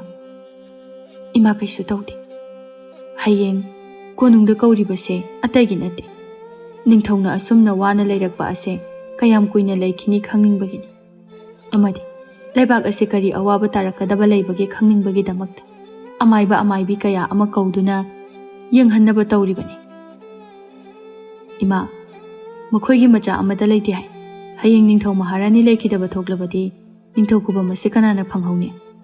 ꯑꯗꯨꯃꯛ ꯅꯤꯡꯊꯧ ꯄꯥꯟꯗꯕ ꯂꯩꯄꯥꯛ ꯑꯃ ꯑꯣꯏꯗꯨꯅ ꯂꯩꯈꯤꯒꯗ꯭ꯔꯥ? ꯀꯔꯤꯒꯤ ꯂꯩꯒꯅꯤ? ꯂꯩꯔꯣꯏꯗ꯫ ꯐꯔꯦ ꯐꯔꯦ, ꯅꯪꯁꯨ ꯉꯜꯂꯤꯉꯩ ꯉꯥꯏꯍꯥꯛ ꯀꯔꯤꯅꯣ ꯌꯦꯡꯁꯤꯜꯂꯣ, ꯏꯃꯨꯡꯒꯤ ꯑꯋꯥꯠ ꯑꯄꯥꯗꯣ꯫ ꯁꯤꯡ ꯅꯨꯡ ꯂꯩꯔꯤꯕ꯭ꯔꯥꯅ ꯑꯝꯇ ꯌꯦꯡꯉꯨ꯫ ꯏꯃꯥ ꯀꯩꯊꯦꯜ ꯐꯥꯎꯗ ꯆꯠꯂꯨꯒꯦ꯫ ꯅꯪꯅ ꯄꯨꯔꯛꯄ ꯁꯤꯡꯁꯦ ꯌꯥꯝꯅꯁꯨ ꯐꯖꯩ꯫ ꯏꯃꯥ ꯌꯣꯜꯂꯨꯔꯒꯦ, ꯅꯤꯡꯊꯤꯅ ꯌꯨꯝꯗ ꯂꯩꯔꯝꯃꯨꯀꯣ꯫ ꯍꯣꯏ ꯃꯥ꯫ ꯄꯤꯁꯛꯅ ꯊꯣꯡꯒꯥꯜꯂꯣꯝꯗ ꯆꯠꯈꯤꯕ ꯑꯗꯨ ꯊꯧꯕꯅ ꯌꯦꯡꯖꯍꯧꯔꯤ꯫ ꯊꯧꯕ ꯉꯥꯏꯍꯥꯛ ꯃꯥꯡꯒꯣꯜꯗ ꯐꯛ ꯊꯥꯗꯨꯅ ꯐꯝꯕꯣꯏ ꯍꯤꯞꯄꯣꯏ ꯇꯧꯔꯒ ꯂꯩ꯫ ꯇꯟꯖꯥꯁꯤꯗ ꯅꯨꯄꯤ ꯃꯆꯥ ꯑꯃꯅ ꯀꯧꯔꯛꯂꯝꯃꯤ꯫ ꯑꯣ ꯏꯅꯦ, ꯏꯅꯦ ꯄꯤꯁꯛ! ꯊꯧꯕ ꯇꯨꯝꯂꯤꯕꯗꯨ ꯐꯨꯛ ꯍꯧꯒꯠꯇꯨꯅ ꯅꯨꯄꯤ ꯃꯆꯥ ꯑꯗꯨꯗ ꯌꯦꯡꯂꯒ ꯍꯥꯏꯔꯛꯂꯝꯃꯤ꯫ ꯏꯃꯥꯗꯤ ꯀꯩꯊꯦꯜ ꯆꯠꯈꯤ, ꯀꯩ ꯂꯩꯔꯒꯦ? ꯇꯥ ꯊꯧꯕ, ꯏꯅꯦꯅ ꯉꯔꯥꯡ ꯁꯤꯁꯦ ꯂꯩꯒꯦꯅ ꯍꯥꯏꯔꯝꯕꯅꯤ, ꯑꯗꯨꯒꯤ ꯊꯤꯟꯕ ꯂꯥꯛꯄꯅꯤ꯫ ꯑꯩꯈꯣꯏ ꯏꯪꯈꯣꯜꯒꯤ ꯏꯟꯁꯥꯡ ꯅꯥꯄꯤꯁꯤꯡꯅꯤ꯫ ꯑꯣ, ꯑꯗꯣ ꯁꯦꯜ ꯄꯨꯈꯣ꯫ ꯌꯥꯔꯦ ꯇꯥ ꯊꯣꯏꯕ, ꯏꯃꯥꯅ ꯁꯦꯜ ꯄꯤꯔꯛꯑꯅꯨ ꯍꯥꯏꯔꯛꯏ, ꯑꯩꯁꯨ ꯆꯠꯂꯒꯦ꯫ ꯑꯁꯤ ꯍꯥꯏꯔꯝꯂꯒ ꯇꯨꯡ ꯑꯣꯟꯊꯣꯔꯛꯏ꯫ ꯃꯥꯒ ꯂꯥꯛꯃꯤꯟꯅꯕ ꯃꯇꯥꯗꯨ ꯂꯣꯟꯅ ꯂꯣꯟꯅ ꯊꯧꯕꯗ ꯌꯦꯡꯗꯨꯅ ꯂꯩꯔꯝꯃꯤ꯫ ꯃꯗꯨ ꯎꯕꯗ, ꯅꯨꯖꯥ, ꯀꯩꯗꯧꯔꯒꯦ? ꯅꯨꯖꯥ ꯈꯪꯄ꯭ꯔꯦꯛ ꯈꯪꯅ, ꯀꯩꯁꯨ ꯇꯧꯗꯦ꯫ ꯊꯣꯏꯅꯨ ꯅꯣꯛꯂꯒ, ꯁ꯭ꯋꯥꯏꯗ ꯉꯥꯎꯔꯛꯀꯅꯨꯀꯣ꯫ ꯌꯥꯔꯦ, ꯆꯠꯁꯤꯜꯂꯛꯑꯣ꯫ ꯅꯨꯖꯥꯅ ꯊꯣꯏꯅꯨꯕꯨ ꯆꯤꯡꯗꯨꯅ ꯄꯨꯔꯒ ꯆꯠꯈ꯭ꯔꯦ꯫ ꯊꯧꯕꯗꯤ ꯀꯩꯝꯇ ꯈꯟꯗꯦ꯫ ꯄꯨꯔꯛꯂꯝꯂꯤꯕ ꯏꯟꯁꯥꯡꯁꯤꯡ ꯑꯗꯨ ꯀꯩꯀꯩꯅꯣ ꯌꯦꯡꯂꯝꯂꯒ ꯏꯃꯨꯡꯗ ꯄꯨꯁꯤꯟꯈ꯭ꯔꯦ꯫ ꯂꯝꯕꯤꯗ ꯆꯠꯅ ꯆꯠꯅ ꯅꯨꯖꯥꯅ ꯍꯥꯏꯔꯦ, ꯑꯩꯗꯤꯅꯦ ꯑꯗꯨ ꯑꯗꯥ ꯀꯩꯝꯇ ꯈꯪꯗꯦ꯫ ꯇꯥ ꯊꯧꯕꯁꯦ ꯌꯥꯝ ꯅꯨꯡꯁꯤ, ꯌꯥꯝ ꯉꯥꯎꯖꯩ꯫ ꯃꯥꯒꯤ ꯃꯇꯧꯁꯦ ꯌꯦꯡꯂꯒ ꯎꯔꯒ ꯅꯨꯡꯁꯤꯕ ꯁꯨꯝ ꯍꯦꯜꯂꯛꯏ꯫ ꯑꯗꯣ ꯃꯥꯁꯦ ꯅꯨꯄꯥꯗꯤ ꯅꯨꯄꯥꯅꯦ ꯍꯥꯏꯕꯕꯨ ꯅꯨꯄꯥ ꯌꯥꯝ ꯃꯥꯟꯖꯗꯦ꯫ ꯑꯣ, ꯅꯪꯅ ꯍꯥꯏꯅꯤꯡꯂꯤꯕꯁꯦ ꯑꯩ ꯈꯪꯉꯦ꯫ ꯅꯪꯅ ꯃꯥ ꯅꯨꯡꯁꯤꯔꯦ, ꯅꯨꯄꯤ ꯑꯣꯏꯔꯨꯕꯅ ꯐꯣꯡꯗꯣꯛꯄ ꯉꯝꯗ꯭ꯔꯦ꯫ ꯅꯨꯄꯥ ꯃꯥꯅꯁꯨ ꯀꯩꯝꯇ ꯍꯥꯏꯔꯛꯇ꯭ꯔꯦ꯫ ꯍꯥꯏꯔꯛꯄꯗꯤ लायरदना खंब फाउब हेक खंबीद्रे नत्रो? होय चुम्मे। मयुमदगी मपान सुंथो हेक थोकते। मसुंग ममानबा अमते हेक पुंदे मान तौइसे। पुल्लदि मखोइदगी मतेंग निबा याबा। नुजा यारेदा तोओ लंबिने मी तारगा कैनोम खलनी इबानीदा। होय तुमी लेजरगे अई। असुमना वारी साना साना चटलिंगै पारीदो तुंगलोमदगी कौरक्लमे। वारी याम नुंगाइबा मालिदा नखोइ अनिदि। Asaidagi aina kaubuse sungta hek dade. Nate kai wainoba sanaido. Haima, taparia. Kaino kadom chatpidoino. Isaga se amnana uida. Nate inama unabu chatoiro. Kai khundaino inamadubu masaka yam fajaramdau male. Mami kai kauge. Aikhoi su khara khangjage. As bitka leite. Aina di somda nangona wamda haigena khandana nakhoi ntungda inaraga. Haima, kai haige aina taparia. वो इकाइरे हाइररोय कोना हाइरगे आई चले को असी हाइरमनगा चेनख्रे थोइनु अमदि नुजा नोक्तुना येंहौरि मथंगी नुमेनि मियाम सिंग अदो निंथौ कोनुंगदा लोइना तिल्लरे अमाइबा अमाइबि सुनसु तिल्लरे सोमदा निंथौ महारानी सु थोलक्तुना लैररे पाइखोंबा निंथौ असिना लैरिबा अमाइबा अमाइबि सिंगदा मियेंग थमलai अदुबु सुम येंगलकपा मतमदा हाना कोनुंगी अमाइबि मकोक ओइना लैरंबा पिसक्ति यावरमदे पिसक उदबा मतमदा निंथौ असिना असुमना मागी लोइनबिदा हाइरक्लमे ममा करिनो अमाइबि पिसक उदे माबु लाक्त्रबरा ख्वाइदगी मरु ओइरिबदि महागनि लाकनिदा लाक्त्रगना लानमी मथारगा कौहलुबा हाइबदुनि असुमना हाइनरिङै तंजा सिदा पिसक मचानुपा थौबगा पुन्ना लाक्लमे इमागी थौबा नाहक मयाम लैरिबसिगी मनाक्ता लैयुको पारिना खोइ अनि लैमिनो इमा काय चतोइनो मफम सिदा पुन्ना लैसे इमा सु लैदोइनि निंथौ महारानी मनाक्ता चलुगे कुइरोय ngaihakne ima bu ngaiduna pariga leiramuko ase hairamlaga pisak amaibi singi leifamda changduna laikre pari amadi thauba makhoi ani wari sanaduna leire tanja asida thoinu amadi nuja laklamme ta pari kaino yam thajadana ta thaubase laida nate inena bu yabraba thauba nokfet tawraga imaga puna lakpani o angang macha maksu natiye adunani yengwe aina puraga hekta laini aiga chatbabu imana kai yaro oidoino thoinuna yare paktre nuja lona lona thauba da yenglaklame thauba ka michana ba khuding nuja ikaina mamai mamit adong ang sinle thaubadi nungsi nungol gi wakhala sikaya changde somda amai bi sing ado lai gi mapau pi ba mapau chen ba hauраклame amai bi amaga machin chap mane marak sida pisak yawramde pisak tumina famduna lairame mayam gi loina raba matungda ningthauna asumna pisakta haiраклame amai bi pisak nahakna karigino isor gi mapau pibidriba ase iningthau ai bungak bi aina hairiba ase handa amukta tabi ayhak ase lairembi amagi sa phanglaba amai bi amani maram asina aina asigumba thabak ase toklagi khankhibani aigi icha asigi dama khallaga adubu iningthauda haijaningba wafam amakhakti lei wafam ase yabirabadi ai soidana ngamgani ꯍꯥꯏꯌꯨ꯫ ꯂꯩꯕꯥꯛ ꯄ꯭ꯔꯖꯥꯁꯤꯡꯒꯤ ꯌꯥꯏꯐꯒꯗꯕ ꯑꯣꯏꯔꯒꯗꯤ ꯄꯨꯝꯅꯃꯛ ꯑꯩꯅ ꯌꯥꯒꯅꯤ꯫ ꯑꯩꯅ ꯃꯁꯤꯒꯤ ꯊꯕꯛ ꯑꯁꯤ ꯍꯦꯛ ꯇꯧꯕ ꯃꯇꯝꯗ ꯑꯩꯒꯤ ꯄꯨꯟꯁꯤ ꯑꯁꯦ ꯁꯣꯏꯗꯅ ꯂꯣꯏꯔꯅꯤ꯫ ꯄꯤꯁꯛꯅ ꯃꯆꯥꯅꯨꯄꯥ ꯊꯧꯕ ꯀꯧꯁꯤꯜꯂꯒ ꯅꯤꯡꯊꯧ ꯃꯍꯥꯔꯥꯅꯤ ꯑꯅꯤꯗ ꯊꯣꯛꯈꯤꯕ ꯋꯥꯔꯤ ꯑꯗꯨ ꯂꯣꯏꯅ ꯇꯝꯂꯝꯃꯤ꯫ ꯋꯥꯔꯤ ꯄꯨꯝꯕ ꯂꯣꯏꯅ ꯈꯪꯂꯕ ꯃꯇꯨꯡꯗ ꯅꯤꯡꯊꯧ ꯑꯃꯗꯤ ꯃꯍꯥꯔꯥꯅꯤ ꯇꯨꯃꯤꯟ ꯂꯩ꯫ ꯄꯤꯁꯛ ꯅꯣꯛꯐꯦꯠ ꯇꯧꯅ ꯍꯥꯏꯔꯛꯂꯝꯃꯤ, ꯏꯅꯤꯡꯊꯧ, ꯑꯩꯅ ꯏꯅꯤꯡꯊꯧꯗ ꯍꯥꯏꯒꯗꯕ ꯋꯥ ꯑꯗꯨꯗꯤ ꯍꯥꯏꯗ꯭ꯔꯤ꯫ ꯏꯅꯤꯡꯊꯧꯅꯁꯨ ꯌꯥꯕꯤꯅꯤ ꯍꯥꯏꯅꯁꯨ ꯍꯥꯏꯈ꯭ꯔꯕ ꯋꯥꯐꯝ ꯑꯃꯅꯤ꯫ ꯍꯥꯏꯌꯨ ꯍꯥꯏꯌꯨ, ꯅꯪꯒꯤ ꯑꯄꯥꯝꯕꯗꯣ, ꯑꯩꯒꯤ ꯏꯐꯝꯗ ꯀꯔꯤ ꯍꯥꯏꯅꯤꯡꯂꯤꯕꯅꯣ ꯍꯥꯏꯕꯗꯣ ꯑꯗꯨ ꯍꯥꯏꯔꯛꯎ꯫ ꯏꯅꯤꯡꯊꯧ, ꯑꯩꯒꯤ ꯏꯆꯥꯅꯨꯄꯥ ꯊꯧꯕꯁꯦ ꯅꯈꯣꯏꯒꯤ ꯍꯦꯛ ꯄꯣꯛꯆꯕ ꯏꯆꯥꯃꯛꯅꯤ ꯈꯟꯅ ꯌꯣꯛꯄꯤꯔꯛꯎ꯫ ꯑꯩ ꯂꯩꯕꯥꯛ ꯃꯤꯌꯥꯝꯒꯤꯗꯃꯛ ꯀꯠꯊꯣꯛꯂꯒꯦ꯫ ꯏꯅꯤꯡꯊꯧꯒꯤ ꯄꯨꯟꯁꯤꯕꯨꯁꯨ ꯍꯥꯟꯅꯒꯤ ꯄꯨꯟꯁꯤꯗ ꯍꯟꯖꯤꯟꯍꯟꯕ ꯑꯩꯅ ꯉꯝꯒꯅꯤ꯫ ꯊꯧꯕ ꯃꯃꯥꯒꯤ ꯋꯥꯗꯨꯗ ꯄꯥꯈꯠꯅ ꯑꯁꯨꯝꯅ ꯈꯥꯝꯖꯔꯛꯂꯝꯃꯤ꯫ ꯏꯃꯥ, ꯑꯗꯨꯝꯅ ꯀꯩꯒꯤ ꯇꯧꯗꯣꯏꯅꯣ? ꯏꯃꯥ, ꯅꯪ ꯅꯆꯥ ꯑꯩꯕꯨ ꯅꯨꯡꯁꯤꯗ꯭ꯔꯕ꯭ꯔꯣ? ꯏꯃꯥꯒꯤ ꯊꯧꯕ, ꯍꯧꯖꯤꯛꯇꯤ ꯏꯃꯥꯒꯤ ꯃꯇꯝ ꯂꯣꯏꯔꯦꯅꯦꯍꯦ꯫ ꯅꯪ ꯅꯨꯡꯉꯥꯏꯅ ꯂꯩꯌꯨꯀꯣ꯫ ꯏꯃꯥꯅ ꯏꯆꯥꯒꯤꯗꯃꯛ ꯄꯨꯝꯅꯃꯛ ꯌꯥꯏꯐꯅꯕ ꯁꯤꯜꯂꯝꯂꯒꯦ꯫ ꯅꯤꯡꯊꯧ ꯃꯍꯥꯔꯥꯅꯤꯗꯤ ꯄꯤꯁꯛ ꯃꯃꯥ ꯃꯆꯥꯒꯤ ꯈꯜꯂꯒ ꯇꯁꯦꯡꯅ ꯅꯨꯡꯉꯥꯏꯖꯔꯝꯗꯦ꯫ ꯑꯗꯨꯒ ꯑꯃꯔꯣꯝꯗ ꯃꯆꯥ ꯂꯩꯖꯗꯕꯅ ꯃꯔꯝ ꯑꯣꯏꯔꯒ ꯊꯧꯕꯕꯨ ꯃꯆꯥ ꯑꯣꯏꯅ ꯌꯣꯛꯄ ꯍꯥꯏꯕ ꯑꯁꯤꯒꯤ ꯈꯜꯂꯨꯔꯒꯗꯤ ꯌꯥꯝꯅ ꯍꯔꯥꯎꯖꯔꯝꯃꯤ꯫ ꯄꯤꯁꯛꯅ ꯑꯁꯨꯝꯅ ꯍꯥꯏꯅ ꯃꯆꯥꯅꯨꯄꯥꯕꯨ ꯅꯤꯡꯊꯤꯅ ꯊꯦꯝ ꯅꯧꯗꯨꯅ ꯍꯥꯏꯔꯝꯂꯒ ꯃꯍꯥꯛ ꯅꯤꯡꯊꯤꯅ ꯈꯣꯡꯒꯥꯏ ꯆꯟꯗꯨꯅ ꯐꯝꯊꯈ꯭ꯔꯦ꯫ ꯑꯗꯨꯒ ꯑꯁꯨꯝꯅ ꯃꯁꯥꯗ ꯏꯁꯣꯔ ꯇꯣꯡꯗꯨꯅ ꯂꯩꯕꯥꯛ ꯄ꯭ꯔꯖꯥꯁꯤꯡꯒꯤ ꯑꯃꯗꯤ ꯅꯤꯡꯊꯧ ꯃꯍꯥꯔꯥꯅꯤꯒꯤ ꯑꯐ ꯐꯠꯇꯁꯤꯡ ꯌꯦꯡꯕ ꯍꯧꯔꯛꯂꯝꯃꯤ꯫ ꯄꯤꯁꯛꯅ ꯍꯥꯏꯈꯤꯕ ꯑꯗꯨꯃꯛ ꯆꯨꯝꯅ ꯍꯥꯏꯔꯛꯂꯝꯃꯤ꯫ ꯅꯤꯡꯊꯧ ꯀꯣꯅꯨꯡꯗ ꯖꯤꯕ ꯄꯥꯟꯕ ꯄꯣꯠꯁꯛ ꯑꯃ ꯆꯪꯂꯛꯂꯕꯗꯤ ꯂꯩꯕꯥꯛ ꯑꯁꯤꯅ ꯋꯥꯔꯤꯕ ꯄꯨꯝꯅꯃꯛ ꯐꯒꯅꯤ꯫ ꯍꯥꯟꯅꯒꯨꯝꯅ ꯏꯪꯅ ꯇꯞꯅ ꯅꯨꯡꯉꯥꯏꯅ ꯑꯋꯥꯠ ꯑꯄꯥ ꯂꯩꯇꯅ ꯂꯩꯒꯅꯤ꯫ ꯑꯁꯤ ꯆꯞ ꯆꯥꯅ ꯍꯥꯏꯔꯛꯂꯝꯃꯤ꯫ ꯊꯧꯕ ꯃꯃꯤꯠꯇꯒꯤ ꯃꯄꯤ ꯇꯥꯔꯛꯂꯝꯃꯤ꯫ ꯃꯃꯥꯒꯤ ꯃꯤꯀꯨꯞ ꯑꯁꯤꯅ ꯑꯔꯣꯏꯕ ꯑꯣꯏꯔꯒꯅꯤ ꯈꯜꯂꯨꯕꯗ ꯃꯤꯀꯨꯞ ꯑꯁꯤꯗ ꯂꯩꯐꯥꯎ ꯄꯤꯕ ꯍꯦꯛ ꯂꯣꯏꯕꯒ ꯄꯤꯁꯛ ꯅꯨꯡꯁꯤꯅ ꯃꯆꯥꯅꯨꯄꯥ ꯊꯧꯕꯕꯨ ꯌꯦꯡꯂꯝꯂꯒ ꯑꯗꯨꯃꯛ ꯊꯋꯥꯏ ꯃꯥꯡꯈꯤꯔꯝꯃꯤ꯫ ꯄ꯭ꯔꯖꯥ ꯃꯤꯌꯥꯝꯁꯨ ꯂꯣꯏꯅ ꯈꯪꯂꯝꯃꯤ꯫ ꯏꯃꯥ, ꯏꯃꯥ, ꯏꯆꯦ, ꯍꯧꯒꯠꯂꯣ ꯏꯃꯥ! ꯅꯆꯥ ꯏꯃꯥ ꯌꯥꯎꯗꯅ ꯀꯔꯝꯅ ꯍꯤꯡꯗꯣꯏꯅꯣ? ꯏꯃꯥ, ꯏꯃꯥ, ꯅꯪ ꯌꯥꯎꯗꯅ ꯑꯩ ꯀꯃꯥꯏ ꯂꯩꯗꯣꯏꯅꯣ? ꯏꯃꯥ, ꯏꯆꯦ, ꯍꯧꯒꯠꯂꯣ ꯏꯃꯥ!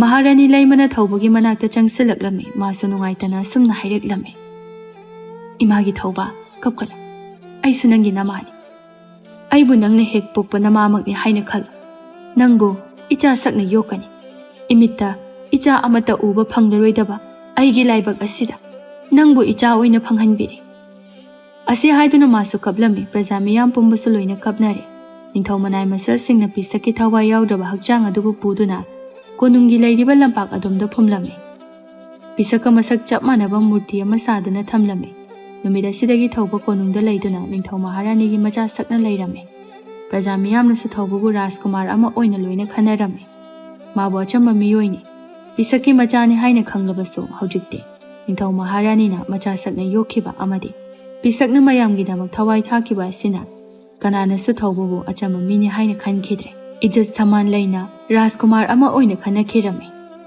ꯊꯧꯕ ꯅꯣꯡꯃꯇ ꯐꯃꯨꯡꯗ ꯇꯥꯗꯨꯅ ꯇꯨꯝꯗꯨꯅ ꯂꯩꯕ ꯉꯝꯂꯝꯗꯦ꯫ ꯑꯌꯥꯝꯕ ꯃꯇꯝꯗ ꯃꯃꯥ ꯄꯤꯁꯛꯄꯨ ꯅꯤꯡꯁꯤꯡꯉꯤ꯫ ꯃꯔꯝ ꯑꯁꯤꯅ ꯃꯃꯥꯒꯤ ꯃꯣꯡꯐꯝꯗ ꯍꯦꯛ ꯍꯦꯛ ꯆꯠꯇꯨꯅ ꯄꯣꯊꯥꯖꯩ꯫ ꯃꯥꯒꯤ ꯄꯣꯊꯥꯐꯝꯁꯨ ꯃꯐꯝ ꯑꯁꯤꯅ ꯑꯣꯏꯔꯝꯃꯤ꯫ ꯂꯩꯄꯥꯛ ꯑꯁꯤ ꯍꯥꯟꯅꯒꯨꯝꯅ ꯇꯞꯅ ꯇꯞꯅ ꯅꯨꯡꯉꯥꯏꯕ ꯍꯧꯔꯛꯂꯝꯃꯤ꯫ ꯅꯤꯡꯊꯧ ꯑꯣꯏꯔꯕꯁꯨ ꯂꯥꯏꯅꯤꯡꯕ ꯅꯨꯄꯥꯒꯤ ꯁꯥꯞꯇꯒꯤ ꯋꯥꯔꯨꯔꯕ ꯑꯁꯤ ꯍꯧꯖꯤꯛꯇꯤ ꯅꯨꯡꯉꯥꯏꯔꯛꯂꯦ꯫ ꯋꯥꯠꯇ ꯄꯥꯗꯅ ꯅꯨꯡꯉꯥꯏꯅ ꯂꯩꯕ ꯍꯧꯔꯛꯂꯝꯃꯤ꯫ ꯅꯤꯡꯊꯧ ꯄꯥꯏꯈꯣꯝꯕ ꯑꯃꯗꯤ ꯃꯍꯥꯔꯥꯅꯤ ꯂꯩꯃꯅ ꯊꯧꯕꯕꯨ ꯃꯆꯥꯗ ꯃꯆꯥꯅꯤ ꯈꯟꯅ ꯑꯁꯨꯛꯀꯤ ꯃꯇꯤꯛ ꯂꯨꯅ ꯆꯥꯟꯅ ꯇꯧꯕꯤꯔꯝꯃꯤ꯫ ꯊꯧꯕꯅꯁꯨ ꯃꯃꯥ ꯃꯄꯥ ꯁꯛꯂꯕ ꯅꯤꯡꯊꯧ ꯃꯍꯥꯔꯥꯅꯤꯅ ꯂꯨꯅ ꯆꯥꯟꯅ ꯇꯧꯕꯤꯕ ꯃꯇꯧ ꯑꯁꯤꯗ ꯃꯍꯥꯛꯅꯁꯨ ꯑꯄꯣꯛꯄ ꯃꯃꯥ ꯃꯄꯥ ꯑꯣꯏꯅ ꯈꯟꯖꯔꯝꯃꯤ, ꯅꯨꯡꯁꯤꯖꯔꯝꯃꯤ꯫ ꯅꯣꯡꯃꯒꯤ ꯅꯨꯃꯤꯠꯅꯤ꯫ ꯊꯧꯕ ꯃꯅꯥꯏ ꯃꯁꯜ ꯈꯔꯒ ꯂꯣꯏꯅꯅ ꯃꯥꯒꯤ ꯄꯣꯛꯅꯐꯝ ꯈꯨꯜ ꯑꯗꯨꯗ ꯂꯥꯛꯂꯝꯃꯤ꯫ ꯊꯧꯕꯕꯨ ꯎꯕ ꯃꯇꯝꯗ ꯄ꯭ꯔꯖꯥꯁꯤꯡꯅ ꯃꯣꯃꯣꯟ ꯃꯣꯃꯣꯟ ꯅꯣꯛꯅ ꯅꯨꯡꯁꯤꯅ ꯀꯧꯖꯔꯛꯂꯝꯃꯤ꯫ ꯔꯥꯖꯀꯨꯃꯥꯔ ꯊꯧꯕ! ꯊꯧꯕ ꯃꯣꯃꯣꯟ ꯅꯣꯛꯅ ꯃꯍꯥꯛꯁꯨ ꯅꯨꯡꯁꯤꯅ ꯈꯨꯝꯂꯛꯂꯝꯃꯤ꯫ ꯏꯅꯦ, ꯏꯆꯦ ꯍꯥꯏꯅ꯫ ꯃꯃꯥ ꯃꯆꯥ ꯃꯈꯣꯏ ꯑꯅꯤꯅ ꯂꯩꯖꯔꯝꯕ ꯌꯨꯝ ꯑꯗꯨ ꯍꯦꯛ ꯌꯧꯕ ꯃꯇꯝꯗ ꯊꯧꯕ ꯃꯃꯤꯠꯇꯒꯤ ꯃꯄꯤ ꯇꯥꯔꯛꯂꯝꯃꯤ꯫ ꯑꯁꯨꯝꯅ ꯂꯩꯔꯤꯉꯩ ꯃꯇꯝꯗ ꯄꯥꯔꯤ ꯂꯥꯛꯇꯨꯅ ꯍꯔꯥꯎ ꯍꯔꯥꯎ ꯀꯧꯖꯔꯛꯂꯝꯃꯤ꯫ ꯊꯧꯕ, ꯅꯪ ꯂꯥꯛꯑꯝꯃꯤꯔꯣ? ꯊꯧꯕ ꯄꯥꯔꯤ ꯎꯕ ꯃꯇꯝꯗ ꯌꯥꯝꯅ ꯍꯔꯥꯎꯅ, ꯑꯩ ꯂꯥꯛꯑꯝꯃꯤꯅꯦ꯫ ꯄꯥꯔꯤ, ꯎꯗꯕ ꯌꯥꯝ ꯀꯨꯏꯔꯦ, ꯅꯪꯕꯨ ꯀꯝꯗꯧꯔꯤꯒꯦ? ꯈꯪꯗꯦꯗ, ꯄꯪꯂꯩ ꯂꯩꯔꯤ꯫ ꯅꯍꯥꯛꯇꯤ ꯅꯨꯡꯉꯥꯏꯅ ꯂꯩꯔꯝꯅꯤꯅꯦ꯫ ꯄꯥꯔꯤ, ꯉꯥꯏꯈꯣ, ꯑꯩ ꯂꯥꯛꯏꯉꯩꯁꯤꯗ ꯑꯩꯒ ꯄꯨꯟꯅ ꯀꯣꯅꯨꯡꯗ ꯆꯠꯁꯤ ꯂꯥꯛꯑꯣ꯫ ꯀꯔꯤꯒꯤꯅꯣ? ꯉꯁꯤꯗꯤ ꯐꯔꯛ ꯇꯥꯅꯤ꯫ ꯅꯪꯅ ꯍꯥꯏꯕ ꯌꯥꯗꯦ ꯍꯥꯏꯗꯨꯅ ꯁꯥꯎꯒꯅꯨꯀꯣ ꯑꯩꯕꯣ꯫ ꯍꯣꯏ, ꯁꯥꯎꯗꯦ, ꯀꯩꯁꯨ ꯀꯥꯏꯗꯦ꯫ ꯑꯗꯣ ꯄꯥꯔꯤ, Nang hayengdagi konungda aigi nakta adum lao. Hayengse nahak tasengna laktaba yadabani. Hoi, laki. Nahak na haibada aina kaigi laoiduno. Ai soidana laki. Asi hairamlaga thauba amu hana konung tamna laklame. Nuja amadi thoinu makhoi ani pategi thambal kaya hekluraga halaklame. Thauba makhoi ubada harauna kauraklame. Thoinu Rajkumar adum naingoda kogunu. Aina khoigi ta thaubane. Aingoda ta thauba haina aduma kau. Kaigino atenma matam khasida nakhoine aigi minglen hongduna kauriba. Mada ai pamde. Ta thoiba nahakti tasengna achamba miyoi nate. Ai khoigumba nati. Lepak asigi ningthau maharanigi machanupa atangbani. Ado yam thazadana somda lakpabu kari leirage. Ima babana thambiramba yumin kholasibu yengsinba lakpani. Thoino nakhoidi kadaida chatlurino? Aikhoi anidi pata chatlubani. Tu thambal mayam se phajadra. Se hayeng lai khurumba chapada isorda kattoini. Ado se ama pukho. Nachalna thamoi singna ibungmakni khana piba khudolni. Ichalna nungsina pirakpa khudolbu kari aina lauroi kadai. Asi hairaga laurame. Ngasaidagi tuminna matawsing adu yengduna lairiba Nuja thaubada mapi ira chena yengdaklame. Kuirabani Nujana thaubabu lona nungsijarakpa asi. Adubu thaubanadi kemta khanglamde. Nuja wadi haining haibasu ngamda tumina aduma yengduna lai. Thaubasu thoinuga wari watai sanaduna lairingai nakanda lepliba Nujada hanna yengdudabani. Yengbadi lairadana. Khangsu khangludabani mahak yaurai haibase. Adubu thauba chalamdai mikupsida nakanda lepliba Nujada yenglai. Thaubana Nujada samna yenglapa matamdadi Nuja ikairap tongna laithoki. Mataudu uhaurabada Thaubana hairaklamne. Nuja, kaigino nangna aibu uraga kaudribade. Thaubana samna hek hanglakpada Nuja ngahakti khumpham khanglamde. Adubu tapna samna hairaklamne. Thoinuga ta thaubaga wari sabaduda kaudraba. Aisu kauge hainadi khali. Hayeng lai khurumba chapada aiga punna chase. Nangi angauba thambalase masimadi aingonda piro ayam pameba. Nuja thaubana asumna hek hairakpada pisu pining amukso nuksijaba mangonda karamna thambalase piruni. Angauba thambali. Nuja thaubada piningdre. Masigi mahutta phajaraba thambal angauba nataba asi oina pirage haina khalaklame.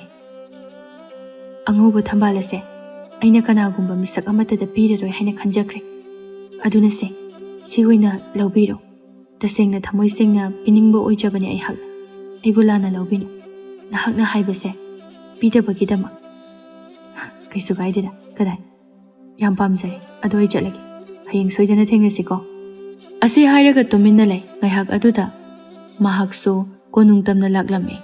Nuja amadi thoinu yenglaga leihori. Tanja sida Nujagi mamaton adu hek laklari. Nuja noina mato lai. Amuk nangonda isau langbirani tawrise. Nangna masida amuk kapani. Kemta khumjaba ngamoidoini tawrise. Imana ngangbabu ekemta khandida kaibu khumudoinu. Hainaringai aduda tharik jangsilaklaga hekta lawai lutona aduda laktharai. He, karino nangna tawribase? Ngasai nungthildagi chakhibadubu karinoba hojik phawba yumda hanjini khangdrisibo. Mama mapa chenthanaba poklakpa machanine nangthia. Ai, lamket lam haibi law hojik moi yumda chasi. Thabak mayam ama lehauribani. Madu nang kanana tawbini hani khange. Law nang natanane kanamtana tawroi thabakse. Laone sasala aiga punna chasi.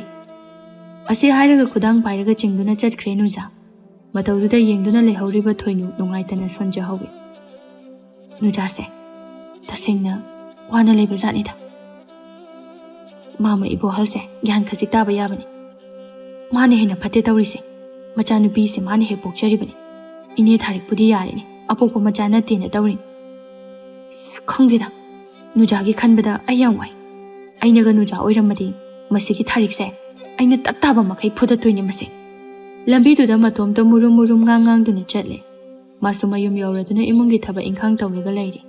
Somda Nuja mamato na haiba thaba khudimuk loina tawrami. Nujagi apokpa mama laikhidre. Maram masina mapa ibohalna mamaton tharik asi yumda puraktuna laibani. Tharik asi ka hena phaloidaba nupidi natte. Nujabu hek pokpiba mapa ibohalna phattabadagi thokpa ngaktani. Machanupi asibu mana luna chana tawjiba asi atagi natte.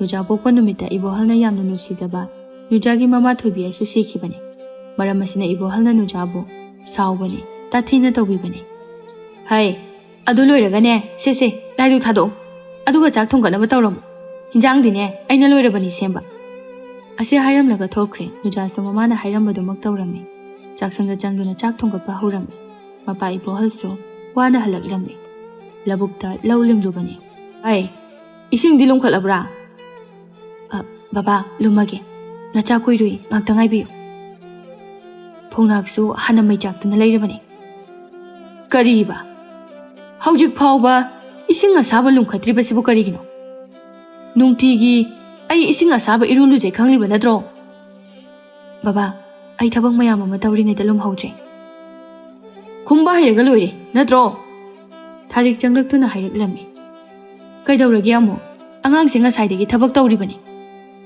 ꯃꯃꯥ ꯌꯥꯝ ꯊꯨꯅ ꯏꯁꯤꯡꯗꯣ ꯁꯥꯍꯜꯂꯣ ꯑꯁꯤ ꯍꯥꯏꯔꯝꯂꯒ ꯏꯕꯣꯍꯜ ꯊꯣꯛꯈ꯭रे ꯊꯥꯔꯤꯛ ꯅꯨꯖꯥꯗ ꯑꯣꯟꯁꯤꯜꯂꯛꯂꯒ ꯅꯪꯁꯨꯅꯦ ꯊꯕꯛ ꯑꯃ ꯇꯧꯕ ꯃꯇꯝꯗ ꯁꯠ ꯁꯠ ꯐꯠ ꯐꯠ ꯉꯥꯡꯅꯗ꯭ꯔꯤꯉꯩ ꯃꯇꯝꯗ ꯇꯧ ꯈꯪꯉꯕ ꯅꯄꯥ ꯑꯁꯤꯅ ꯉꯥꯡꯂꯝꯂꯤꯕꯗꯣ ꯃꯗꯨꯅꯅꯤ ꯑꯁꯤ ꯍꯥꯏꯔꯝꯂꯒ ꯃꯥꯅ ꯑꯣꯏꯅ ꯏꯁꯤꯡ ꯑꯗꯨ ꯂꯨꯝꯈꯠꯈ꯭रे ꯅꯨꯖꯥ ꯅꯣꯡꯃꯇ ꯃꯃꯥ ꯃꯄꯥꯗ ꯀꯦꯖꯕ ꯐꯪꯂꯝꯗꯦ ꯃꯔꯝꯁꯤꯅ ꯅꯨꯖꯥ ꯅꯣꯡꯃꯇ ꯃꯅꯤꯡꯇꯝꯅ ꯅꯣꯛꯄꯁꯨ ꯐꯪꯖꯗꯦ ꯃꯊꯪꯒꯤ ꯅꯣꯡꯉꯥꯟꯕꯒꯤ ꯑꯌꯨꯛꯇꯅꯤ ꯅꯨꯖꯥ ꯑꯃꯗꯤ ꯊꯣꯏꯅꯨ ꯂꯥꯏ ꯈꯨꯔꯨꯝꯕ ꯂꯥꯛꯂꯝꯃꯤ ꯂꯝꯕꯤꯗ ꯄꯥꯔꯤ ꯑꯃꯗꯤ ꯊꯧꯕ ꯂꯩꯔꯝꯃꯤ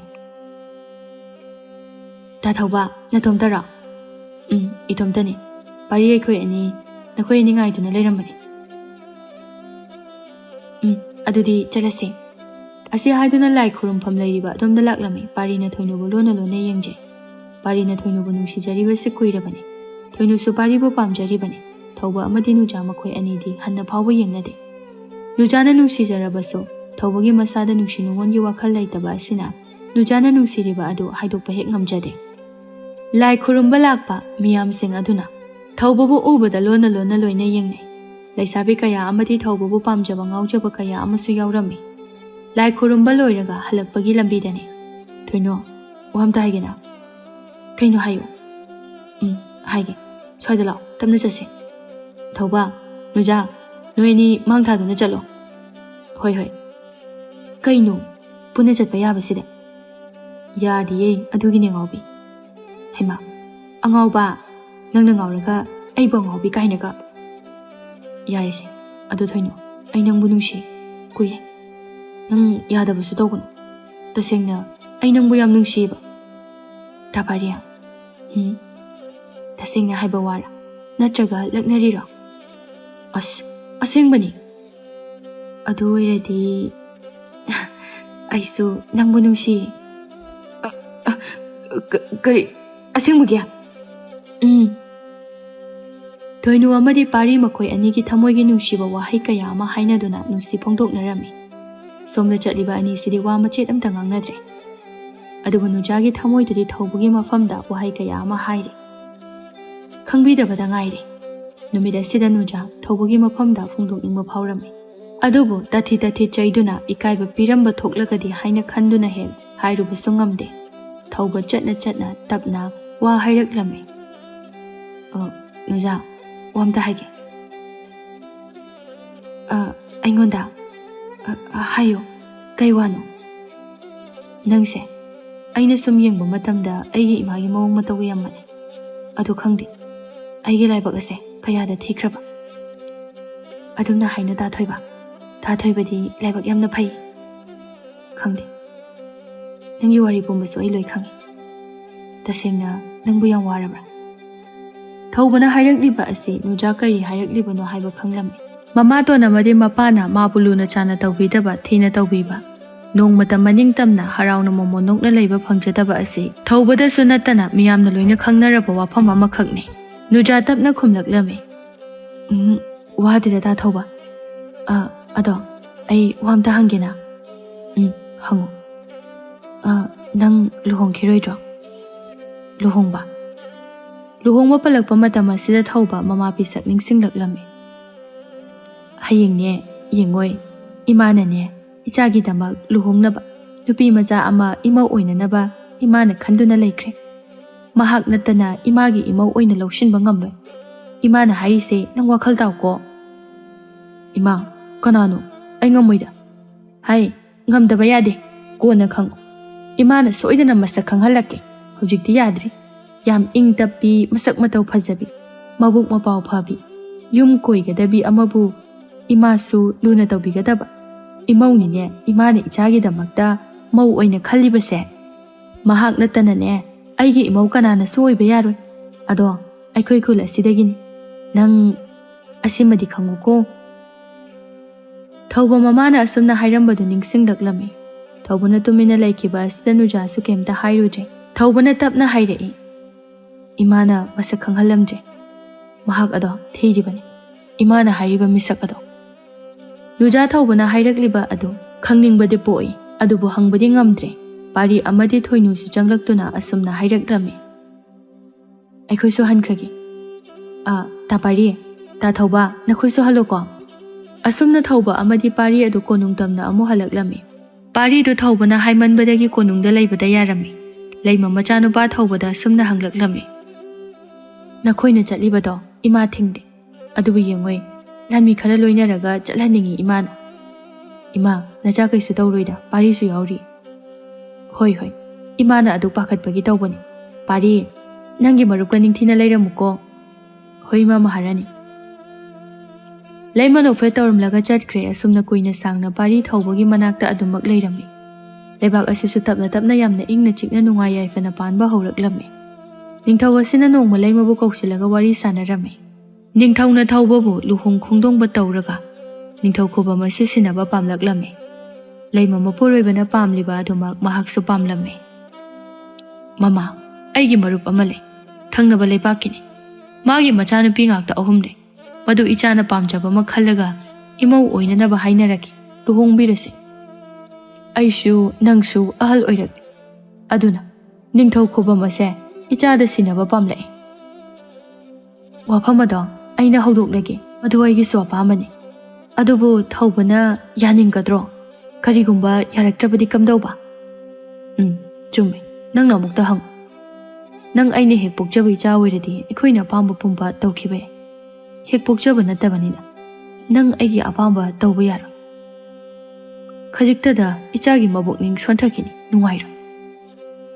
Magibu khangna chanaba leiramgadrane. Hai, madu nangna hangune. Aina hek hangba nungaide. Yengoi ai darbarda thokduna angam mathausinga wari watai khara sanagi. Hayeng ase leipak asida leiriba. Leita laira singbu kauduna dan taunanaba. Khangdre. Nang aigi laibakta sumna amuk hanna leirakani haibase thajarudrabani. Yamna wana leiramba nang ai. Aikhoi tangnaba mani asina konung asida hek leibada. Aikhoi hanagumna nungaina leiba phanglaklibani. Adubu handakti. Dan taunina tawradi makhoi gi mabuk penanaba tawrasi. Makhoi mabuk ning nungairoi thabak tawraroisi. Madugi laining manupa adubu hojupu hingliba jala. Adumna haiganu mama. Laining manupa aduna nang aigi amadi praja singda para amadi tamlambani haina khandoksi. Aikhoi gi asuiba wakhal asibu mana chumthoklambani. Yengu. Aikhoi na ngamsu ngamloidabada ngamni haina hekta haiduna. Thabak ama tawba matamda wakhal khajik phawba khanthadana tawribase. Aikhoi gi asuibani. Masi tawdanaba. Aikhoida mana para ama semthoknaba tambirambani. Semthoknaba tanja ama pirambani haina khandoksi. Afaba wakhal khanba tamsi. Phattaba pumbasu afaba oihansi. Achumbani wafamasi. Phare chalo. Ai ngahakta angam mathausinga wari watai sanagi. Asi hairaga thokre. Laimasu manai masal singa lehori. Numit asimadi laimana thaubuda kaisu haide mathangi numitani. Laimana thaubuda sumna wa haudoraklami. Imagi bungo, yengoi, imawa ama haigi. Nang singna ikaiba leitana, imada aduk hayuko. Kaiwa no ima, nachana jingnaba leitana imagi wahangi pakhum pigani. Yengoi, nangi khangnajaba nupiga leibra. Leitragadine, nangi napagi yamna luna tinaba marup amale. Makhoi su leipak amagi ningthawni, machanupi ahumne. Maduda ichana apamba ama khallaga, makhoi sing adugi maraktagi. Imau oina hainaba chatki. Nakhoi ani luhonglaba matungda lebak asigi ningthau ase nangna oihauradabani. Imaga napaga hojikti ahal matam oisilakli. Kuina legadaba sumandri. Maram asina yengoi imana haigadabadi. Nangna kari pamlibana. Aduk imada hayo. ꯑꯩꯈꯣꯏꯅ ꯅꯪꯒꯤ ꯑꯅꯤꯡꯕ ꯑꯄꯥꯝꯕꯗ ꯌꯦꯠꯂꯣꯏ꯫ ꯅꯪꯕꯨ ꯑꯩꯒꯤ ꯏꯆꯥ ꯑꯣꯏꯅ ꯐꯪꯖꯕ ꯑꯁꯦ ꯏꯃꯥꯒꯤꯗꯤ ꯄꯣꯛꯄꯒꯤ ꯃꯍꯩ ꯌꯥꯜꯂꯕꯅꯤ꯫ ꯏꯃꯥ, ꯅꯆꯥꯒꯤꯗꯤ ꯀꯅꯥꯁꯨ ꯈꯪꯅ ꯆꯥꯅꯕ ꯂꯩꯇꯦ꯫ ꯃꯁꯤꯒꯤ ꯋꯥꯈꯜꯁꯦ ꯅꯆꯥ ꯅꯣꯡꯃꯇ ꯈꯜꯂꯨꯗꯦ꯫ ꯑꯗꯨꯕꯨ ꯑꯩꯕꯨ ꯍꯦꯛ ꯄꯣꯛꯄꯤꯔꯝꯕ ꯏꯃꯥꯅ ꯍꯥꯏꯕ ꯋꯥ ꯑꯃꯈꯛꯇꯤ ꯃꯆꯥ ꯑꯣꯏꯅ ꯉꯥꯛꯅ ꯆꯠꯀꯦ ꯍꯥꯏꯅ ꯈꯟꯖꯩ꯫ ꯏꯃꯥꯕꯨ ꯑꯩꯒꯤ ꯑꯄꯣꯛꯄ ꯏꯃꯥ ꯅꯠꯇꯦ ꯈꯟꯗꯨꯅ ꯃꯤꯔꯥꯏꯖꯕꯗꯤ ꯅꯠꯇꯦ꯫ ꯏꯃꯥ, ꯍꯧꯖꯤꯛ ꯅꯆꯥ ꯂꯨꯍꯣꯡꯕ ꯉꯝꯖꯔꯔꯣꯏ꯫ ꯂꯨꯍꯣꯡꯕ ꯇꯥꯔꯒꯗꯤ ꯏꯃꯥꯅ ꯍꯥꯏꯕꯤꯔꯝꯕ ꯃꯍꯥꯛ ꯑꯗꯨꯒ ꯂꯨꯍꯣꯡꯒꯅꯤ꯫ ꯑꯗꯨꯕꯨ ꯃꯍꯥꯛ ꯑꯗꯣ ꯇꯁꯦꯡꯅ ꯀꯅꯥꯅꯣ ꯀꯩꯅꯣ ꯍꯥꯏꯕꯗꯤ ꯅꯆꯥꯁꯨ ꯈꯪꯖꯗ꯭ꯔꯦ, ꯏꯃꯥꯅꯁꯨ ꯍꯥꯏꯕꯤꯔꯝꯗ꯭ꯔꯦ꯫ ꯑꯗꯨꯕꯨ ꯅꯨꯄꯤ ꯃꯆꯥ ꯑꯗꯨꯒꯤ ꯃꯃꯤꯡ ꯃꯁꯛ ꯍꯥꯏꯕꯤꯔꯝꯗ꯭ꯔꯕꯁꯨ ꯃꯥꯒꯤ ꯃꯑꯣꯡ ꯃꯇꯧ ꯑꯃꯗꯤ ꯂꯩꯐꯝꯗꯤ ꯍꯥꯏꯕꯤꯔꯝꯃꯤ꯫ ꯀꯗꯥꯏꯗꯒꯤꯅꯣ? ꯏꯃꯥꯗ ꯍꯥꯏꯌꯨ, ꯏꯃꯥ ꯊꯤꯒꯦ꯫ ꯏꯃꯥ, ꯑꯩꯒꯤ ꯄꯣꯛꯅꯐꯝ ꯈꯨꯜ ꯑꯗꯨꯗꯒꯤꯅꯤ꯫ ꯂꯨꯔꯤꯕꯗꯤ ꯑꯩꯅ ꯀꯝꯗꯧꯅ ꯈꯪꯒꯅꯤ?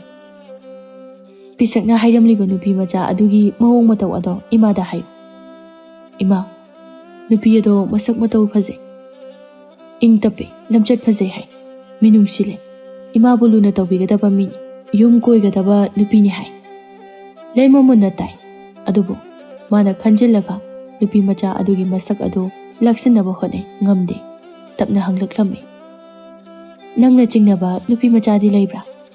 ꯂꯩꯇꯦ, ꯑꯃꯈꯛꯇꯤ ꯂꯩ, ꯑꯗꯨꯕꯨ ꯈꯪꯗꯦ ꯑꯣꯏꯔꯝꯒꯗ꯭ꯔꯥ ꯑꯣꯏꯔꯝꯃꯣꯏꯗ꯭ꯔꯥ꯫ ꯀꯅꯥꯅꯣ? ꯑꯩꯉꯣꯟꯗ ꯍꯥꯏꯌꯨ꯫ ꯅꯨꯖꯥ ꯀꯧꯕꯅꯤ, ꯃꯃꯥꯇꯣꯟꯅ ꯌꯣꯛꯄꯅꯤ꯫ ꯃꯃꯥ ꯑꯄꯣꯛꯄꯗꯤ ꯂꯩꯈꯤꯗ꯭ꯔꯦ꯫ ꯃꯥꯃ ꯏꯕꯣꯍꯜꯅꯁꯨ ꯃꯃꯥꯇꯣꯟꯅꯁꯨ ꯅꯨꯖꯥꯕꯨ ꯇꯥꯊꯤ ꯇꯥꯊꯤ ꯇꯧꯕꯤꯕꯅꯤ꯫ ꯄꯦꯟꯊꯣꯛꯄꯁꯨ ꯌꯥꯝꯅ ꯍꯩ ꯃꯥꯗꯤ꯫ ꯐꯅ ꯅꯨꯡꯉꯥꯏꯇꯕ ꯂꯩꯔꯁꯨ ꯃꯤꯉꯣꯟꯗ ꯃꯥꯒꯤ ꯅꯨꯡꯉꯥꯏꯇꯕꯗꯨ ꯎꯠꯊꯣꯛꯇꯦ꯫ ꯏꯪ ꯇꯞꯄꯤ, ꯃꯁꯛ ꯃꯇꯧ ꯌꯥꯝꯅ ꯅꯨꯡꯁꯤ꯫ ꯑꯗꯨꯕꯨ ꯑꯩꯒꯤ ꯊꯃꯣꯏꯁꯤꯅꯗꯤ ꯅꯨꯡꯁꯤꯕ ꯀꯩꯅꯣ ꯈꯪꯗꯦ꯫ ꯏꯃꯥꯅ ꯍꯥꯏꯕꯤꯔꯝꯕ ꯁꯛꯈꯪꯗꯕꯤ ꯑꯗꯨꯕꯨ ꯉꯥꯏꯖꯕ ꯈꯛꯅꯤ꯫ ꯂꯩꯃ ꯊꯧꯕꯒꯤ ꯋꯥꯗꯨꯗ ꯃꯨꯟꯅ ꯉꯥꯏꯍꯥꯛ ꯈꯟꯊꯔꯕ ꯃꯇꯨꯡꯗ ꯍꯥꯏꯔꯛꯂꯝꯃꯤ, ꯅꯪꯅ ꯍꯥꯏꯔꯤꯕꯗꯨ ꯆꯨꯝꯒꯅꯤ꯫ ꯁꯣꯏꯗꯅ ꯃꯍꯥꯛ ꯑꯣꯏꯔꯝꯒꯅꯤ꯫ ꯅꯨꯄꯤ ꯃꯆꯥ ꯑꯗꯣ ꯑꯩꯒꯁꯨ ꯃꯁꯛ ꯈꯪꯅꯍꯜꯂꯨ꯫ ꯅꯣꯡꯃ ꯄꯤꯁꯛꯅ ꯊꯥꯏꯅ ꯑꯩꯉꯣꯟꯗ ꯍꯥꯏꯔꯝꯕ ꯋꯥꯐꯝ ꯑꯃꯁꯨ ꯂꯩꯈꯤ꯫ ꯏꯃꯥ, ꯅꯨꯄꯤ ꯃꯆꯥꯗꯨꯒꯤ ꯋꯥꯅꯤ, ꯆꯨꯝꯃꯤ꯫ ꯄꯤꯁꯛꯅ ꯍꯥꯏꯔꯝꯕ ꯅꯨꯄꯤ ꯃꯆꯥ, ꯅꯪꯉꯣꯟꯗꯗꯤ ꯃꯁꯛ ꯈꯪꯍꯜꯂꯝꯗ꯭ꯔꯕ ꯃꯍꯥꯛ ꯑꯗꯣ ꯅꯨꯖꯥꯅꯤ, ꯅꯨꯖꯥ꯫ ꯄꯤꯁꯛꯅ ꯅꯣꯡꯃ ꯑꯩꯉꯣꯟꯗ ꯃꯃꯧ ꯅꯨꯄꯤꯒꯤꯅꯤ ꯍꯥꯏꯗꯅ ꯂꯩꯅꯥꯆꯨꯝ ꯁꯦꯝꯗꯨꯅ ꯄꯨꯈꯤ꯫ ꯑꯩꯅ ꯍꯪꯕ ꯃꯇꯝꯗ ꯅꯨꯄꯤ ꯃꯆꯥ ꯑꯗꯨꯒꯤ ꯃꯃꯤꯡ ꯑꯗꯨꯃꯛ ꯍꯥꯏꯔꯝꯃꯤ꯫ ꯀꯨꯏꯔꯦ ꯃꯥꯅ ꯈꯟꯖꯔꯤꯕ, ꯃꯍꯥꯛꯀ ꯅꯪꯒ ꯁꯣꯏꯗꯅ ꯂꯨꯍꯣꯡꯒꯅꯤ꯫ ꯊꯧꯕ ꯅꯨꯖꯥꯅꯦ ꯍꯥꯏꯕ ꯈꯪꯂꯛꯄ ꯃꯤꯀꯨꯞ ꯑꯁꯤꯗ ꯍꯥꯏꯐꯝ ꯈꯪꯗꯅ ꯍꯔꯥꯎꯖꯔꯝꯃꯤ꯫ ꯑꯗꯨꯕꯨ ꯊꯪꯅꯕ ꯃꯤꯀꯨꯞꯇ ꯊꯧꯕ ꯃꯃꯤꯠꯇꯒꯤ ꯃꯄꯤ ꯇꯥꯔꯛꯏ꯫ ꯇꯥꯔꯛꯂꯤꯕ ꯃꯄꯤꯗꯨ ꯂꯩꯃꯅ ꯇꯩꯊꯣꯛꯄꯤꯔꯛꯏ꯫ ꯀꯨꯏꯅ ꯁꯥꯡꯅ ꯃꯃꯥ ꯁꯛꯅ ꯂꯨꯅ ꯆꯥꯟꯅ ꯇꯧꯕꯤꯔꯛꯂꯤꯕ ꯃꯍꯥꯔꯥꯅꯤ ꯂꯩꯃꯕꯨ ꯊꯧꯕꯅꯁꯨ ꯑꯄꯣꯛꯄ ꯃꯃꯥꯃꯛꯅꯤ ꯈꯟꯖꯕꯅꯤ꯫ ꯂꯩꯃ ꯍꯔꯥꯎꯅ ꯃꯄꯨꯔꯣꯏꯕꯗ ꯇꯝꯅꯅꯕ ꯆꯠꯈ꯭ꯔꯦ꯫ ꯂꯩꯃ ꯆꯠꯈꯤꯕꯒ ꯄꯥꯔꯤ ꯆꯪꯂꯛꯂꯝꯃꯤ꯫ ꯄꯥꯔꯤꯗꯁꯨ ꯋꯥꯔꯤ ꯄꯨꯝꯕ ꯈꯪꯍꯜꯂꯝꯃꯤ꯫ ꯄꯥꯔꯤꯁꯨ ꯅꯣꯛꯐꯦꯠ ꯇꯧꯔꯒ ꯍꯥꯏꯔꯛꯂꯝꯃꯤ, ꯊꯧꯕ, ꯑꯁꯦꯡꯕ ꯋꯥꯐꯝ ꯑꯃꯇꯪꯒ ꯅꯪꯉꯣꯟꯗ ꯉꯁꯤꯗꯤ ꯍꯥꯏꯔꯒꯦ꯫ ꯑꯩꯁꯨ ꯈꯪꯗꯦ, ꯊꯣꯏꯅꯨꯅ ꯍꯥꯏꯕꯗꯒꯤ ꯈꯪꯂꯛꯄꯅꯤ꯫ ꯇꯁꯦꯡꯅ ꯅꯨꯖꯥꯅ ꯅꯪꯕꯨ ꯅꯨꯡꯁꯤꯖꯕꯅꯤ꯫ ꯀꯨꯏꯔꯦ ꯍꯥꯏ ꯅꯪꯕු ꯃꯥꯅ ꯅꯨꯡꯁꯤꯖꯔꯛꯄꯁꯦ꯫ ꯑꯗꯣ ꯅꯪꯒꯤ ꯋꯥꯗꯤ ꯈꯪꯗ꯭ꯔꯤ꯫ ꯋꯥꯐꯝ ꯑꯁꯦ ꯆꯨꯝꯂꯕꯗꯤ ꯇꯁꯦꯡꯅ ꯅꯨꯖꯥꯁꯦ ꯌꯥꯝ ꯍꯔꯥꯎꯖꯔꯅꯤ꯫ ꯅꯨꯖꯥꯁꯦ ꯃꯔꯥꯏꯕꯛ ꯌꯥꯝ ꯊꯤꯔꯕꯅꯤ꯫ ꯅꯪꯅ ꯂꯨꯅ ꯇꯧꯕꯤꯌꯨ꯫ ꯑꯁꯦꯡꯕꯃꯛꯅꯤ ꯄꯥꯔꯤ, ꯑꯩ ꯅꯨꯡꯁꯤꯕ ꯀꯔꯤꯅꯣ ꯍꯥꯏꯕ ꯈꯪꯗꯦ꯫ ꯑꯗꯨꯕꯨ ꯏꯃꯥꯅ ꯍꯥꯏꯔꯤꯕ ꯃꯍꯥꯛꯀꯤ ꯃꯁꯛ ꯈꯪꯂꯛꯄ ꯃꯤꯀꯨꯞ ꯑꯁꯤꯗ ꯃꯥꯕꯨ ꯌꯥꯝꯅ ꯎꯅꯤꯡꯉꯤ꯫ ꯆꯠꯂꯨꯁꯦ ꯍꯧꯖꯤꯛꯃꯛ꯫ ꯌꯥꯔꯣꯏ, ꯊꯦꯡꯉꯦ, ꯍꯌꯦꯡ ꯆꯠꯁꯦ꯫ ꯑꯁꯨꯝꯅ ꯍꯥꯏꯗꯨꯅ ꯄꯥꯔꯤꯅ ꯊꯧꯕꯕꯨ ꯊꯦꯝꯖꯤꯜꯂꯤ꯫ ꯂꯩꯃꯅꯁꯨ ꯃꯄꯨꯔꯣꯏꯕꯗ ꯇꯝꯂꯝꯃꯤ꯫ ꯅꯤꯡꯊꯧ ꯄꯥꯏꯈꯣꯝꯕꯁꯨ ꯌꯥꯔꯦ꯫ ꯄꯨꯝꯅꯃꯛꯀꯤ ꯂꯣꯏꯅ ꯍꯔꯥꯎꯕ ꯅꯨꯡꯉꯥꯏꯕ ꯍꯥꯏꯕꯗꯨ ꯑꯣꯏꯔꯦ꯫ ꯅꯨꯖꯥꯕꯨ ꯍꯥꯏꯕ ꯆꯠꯅꯅꯕ ꯑꯐꯕ ꯅꯨꯃꯤꯠ ꯆꯠꯅꯅꯕ ꯍꯥꯏꯅꯈ꯭ꯔꯦ꯫ ꯑꯍꯤꯡ ꯅꯣꯡꯌꯥꯏꯅꯤ꯫ ꯂꯥꯏꯔꯩꯕꯥꯛꯇ ꯂꯥꯏꯔꯦꯝꯕꯤ ꯑꯍꯨꯝꯅ ꯋꯥ ꯈꯟꯅꯔꯝꯃꯤ꯫ ꯌꯦꯡꯉꯣꯏ, ꯑꯩꯈꯣꯏꯅ ꯅꯤꯡꯊꯧ ꯑꯁꯤꯗ ꯆꯥꯡꯌꯦꯡ ꯀꯌꯥ ꯑꯃ ꯌꯦꯡꯈ꯭ꯔꯦ, ꯑꯗꯨꯕꯨ ꯂꯣꯏꯅ ꯃꯥꯏ ꯄꯥꯛꯈ꯭ರೆ꯫ ꯃꯥꯅꯤ, ꯑꯩꯅ ꯂꯥꯏꯅꯤꯡꯕ ꯅꯨꯄꯥ ꯑꯃꯒꯤ ꯁꯛꯂꯣꯟ ꯂꯧꯗꯨꯅ ꯀꯣꯅꯨꯡ ꯑꯁꯤꯗ ꯆꯪꯗꯨꯅ ꯃꯥꯒꯤ ꯄꯨꯛꯆꯦꯜ ꯑꯁꯤꯕꯨ ꯌꯦꯡꯕ ꯃꯇꯝꯗ ꯅꯤꯡꯊꯧ ꯑꯁꯦ ꯌꯥꯝꯅ ꯄꯨꯛꯆꯦꯜ ꯆꯥꯎꯕ ꯅꯤꯡꯊꯧ ꯑꯃꯅꯤ ꯍꯥꯏꯕ ꯈꯪꯂꯦ꯫ ꯑꯔꯣꯏꯕ ꯑꯣꯏꯅ ꯑꯩ ꯆꯠꯂꯒꯦ ꯑꯃꯨꯛ꯫ ꯑꯩꯅ ꯆꯠꯇ꯭ꯔꯤꯉꯩ ꯑꯁꯤꯒꯤ ꯃꯃꯥꯡꯗ ꯌꯦꯡꯉꯣꯏ, ꯂꯥꯏꯔꯦꯝꯕꯤ ꯁꯅꯥ, ꯅꯍꯥꯛꯅ ꯍꯥꯟꯅ ꯑꯃꯨꯛꯇ ꯆꯠꯂꯨ꯫ ꯑꯩ ꯍꯌꯦꯡꯃꯛ ꯆꯠꯀꯦ꯫ ꯃꯥꯅ ꯑꯩꯈꯣꯏꯕꯨ ꯅꯤꯡꯖꯕ ꯃꯇꯧ ꯑꯁꯦ ꯎꯕꯗ ꯑꯩꯒꯤ ꯊꯃꯣꯏꯅꯗꯤ ꯄꯦꯜꯂꯦꯗꯣ꯫ ꯅꯣꯡꯃ ꯅꯤꯡꯊꯧ ꯄꯥꯏꯈꯣꯝꯕ ꯑꯃꯗꯤ ꯃꯍꯥꯔꯥꯅꯤꯒꯤ ꯃꯅꯥꯛꯇ ꯂꯥꯏꯅꯤꯡꯕ ꯅꯨꯄꯥ ꯑꯃ ꯂꯥꯛꯇꯨꯅ ꯁꯥꯞ ꯇꯧꯔꯝꯕ ꯑꯃꯗꯤ ꯆꯥꯛ ꯆꯥꯈꯤꯕ ꯑꯗꯨ ꯑꯇꯩ ꯀꯅꯥꯁꯨ ꯅꯠꯇꯦ, ꯂꯥꯏꯔꯦꯝꯕꯤ ꯃꯈꯣꯏ ꯑꯍꯨꯝꯒꯤ ꯃꯀꯣꯛ ꯑꯣꯏꯅ ꯂꯩꯔꯤꯕ ꯂꯟ ꯄꯨꯝꯅꯃꯛꯀꯤ ꯃꯄꯨ ꯑꯣꯏꯔꯤꯕ ꯂꯜꯂꯩꯃꯅꯤ꯫ ꯄꯥꯏꯈꯣꯝꯕ ꯅꯤꯡꯊꯧ ꯑꯁꯤ ꯏꯁꯣꯔꯕꯨ ꯌꯥꯝꯅ ꯅꯤꯡꯖꯕ ꯊꯥꯖꯕ ꯅꯤꯡꯊꯧ ꯑꯃꯅꯤ꯫ amadi pukchal chawba minungsi leiba ina kairak yamna khunba kathokpa amadi dan tawduna praja singi thamoi pelhanba haiba asi ningthau asigi khwaidagi pamjaba amadi haraujaba nungaijaba amani maram asina lan pumbagi mapu oiriba lalaimana changyeng tawbani lainingba nupa amagi saklon lawduna laklaga lairembi asina sap tawramliba adu ningthau asi wahalage karamna nungaina leibage wana leibage yenghaningba khanghaningbai damakta yengkibani nujabu mamau oina hainaba chakadaba numit aduni ayuk anganbani konung manung asi punglang langna leije ake amautana thalle matam asida lairembi sana asi ahal amagi saklon lawraga changlaklami mahak asisu achamba lairembi manate manabu thaujan khraba bor pi khraba imung adudi sana lupa mani mukta amata watana marang kaina leiraba lairembi amani mahak changlakpa ubada thongakpa amana haireklami ahaloirabi ima ngasidi ningthौना kanasu unararoi haina haireklami aduna changbiranu hayeng anna lakbiru ngasise ningthौगी machanupa thौबगी nupi haiba chatkani haina konungase irang langduna leinari iningthौ unaba phanglaroi yaragadi ai tasengna arapa khul amadakini iningthौ amadi maharani amukta unajagi nakhoina iningthौda amukta haibiyu phari imagum labi mikup kharada ngaibiramu asi hairaga chatkre ningthौगी manakta laktuna ahal asina mabu uningi haiba asi tamlami ningthौना su yare ahal asi changhalaklami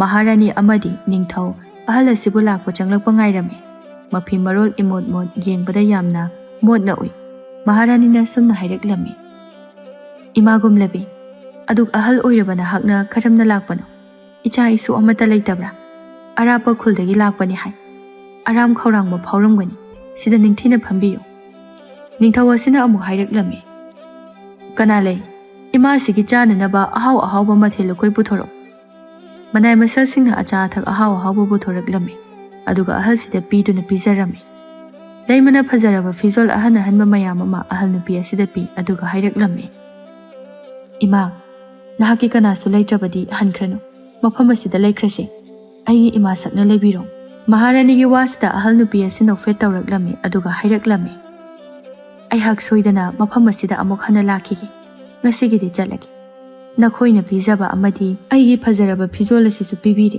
yamna pele iningthौ amadi maharani nakhoi ani nungaina palu awatpa kari mata leitaba oizaro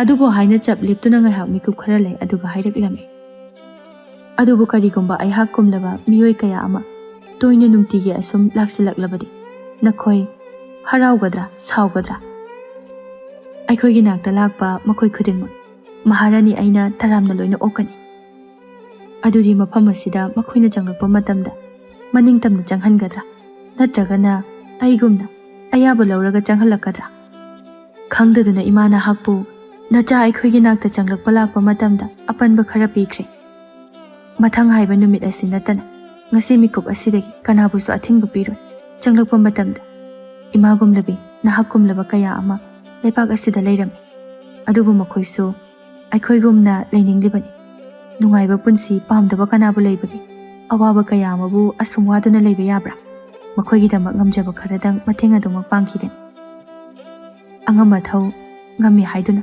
makhoibu tuhatpiduna thamgadaba leigadaba maharani nate ima nachabu thaujanbi nachagi wakhal pukning karigumba phattaba wakhal amata khalhanbigano nangi ningjaba pumnamak thongjaro ai chatlagi nongma soidana lakhigani asi hairamlaga chatkre makhoi hek chatkibaga nujabu mamau oina haijaba ningthौ masamak laklami ibohal amadi tharik mangolda khatnaduna leiri nuja kaptuna mama mapana khatnaribadu khamjai adubu tabiramde asumna leiringai ningthौ manai masal khara angama thau yauna changlaklami ibohalna angama thau singna lairiba aigi yumda lengbirakpabu kari karamba ningthौgi sanaya thang leirabagi ningthौ masamak yauna nahaki nachanupi ase mamau oina haiba laklibani ibohalna machanupi nujada yenglaklammi tharikna nujabu imungda pusinduna changkhre ningthौsu changlaklami ibohal ithak thakatli lengsinbiroi ningthौ lairaba tolaba aigi yumda lakpa asidi karina seba tawjagani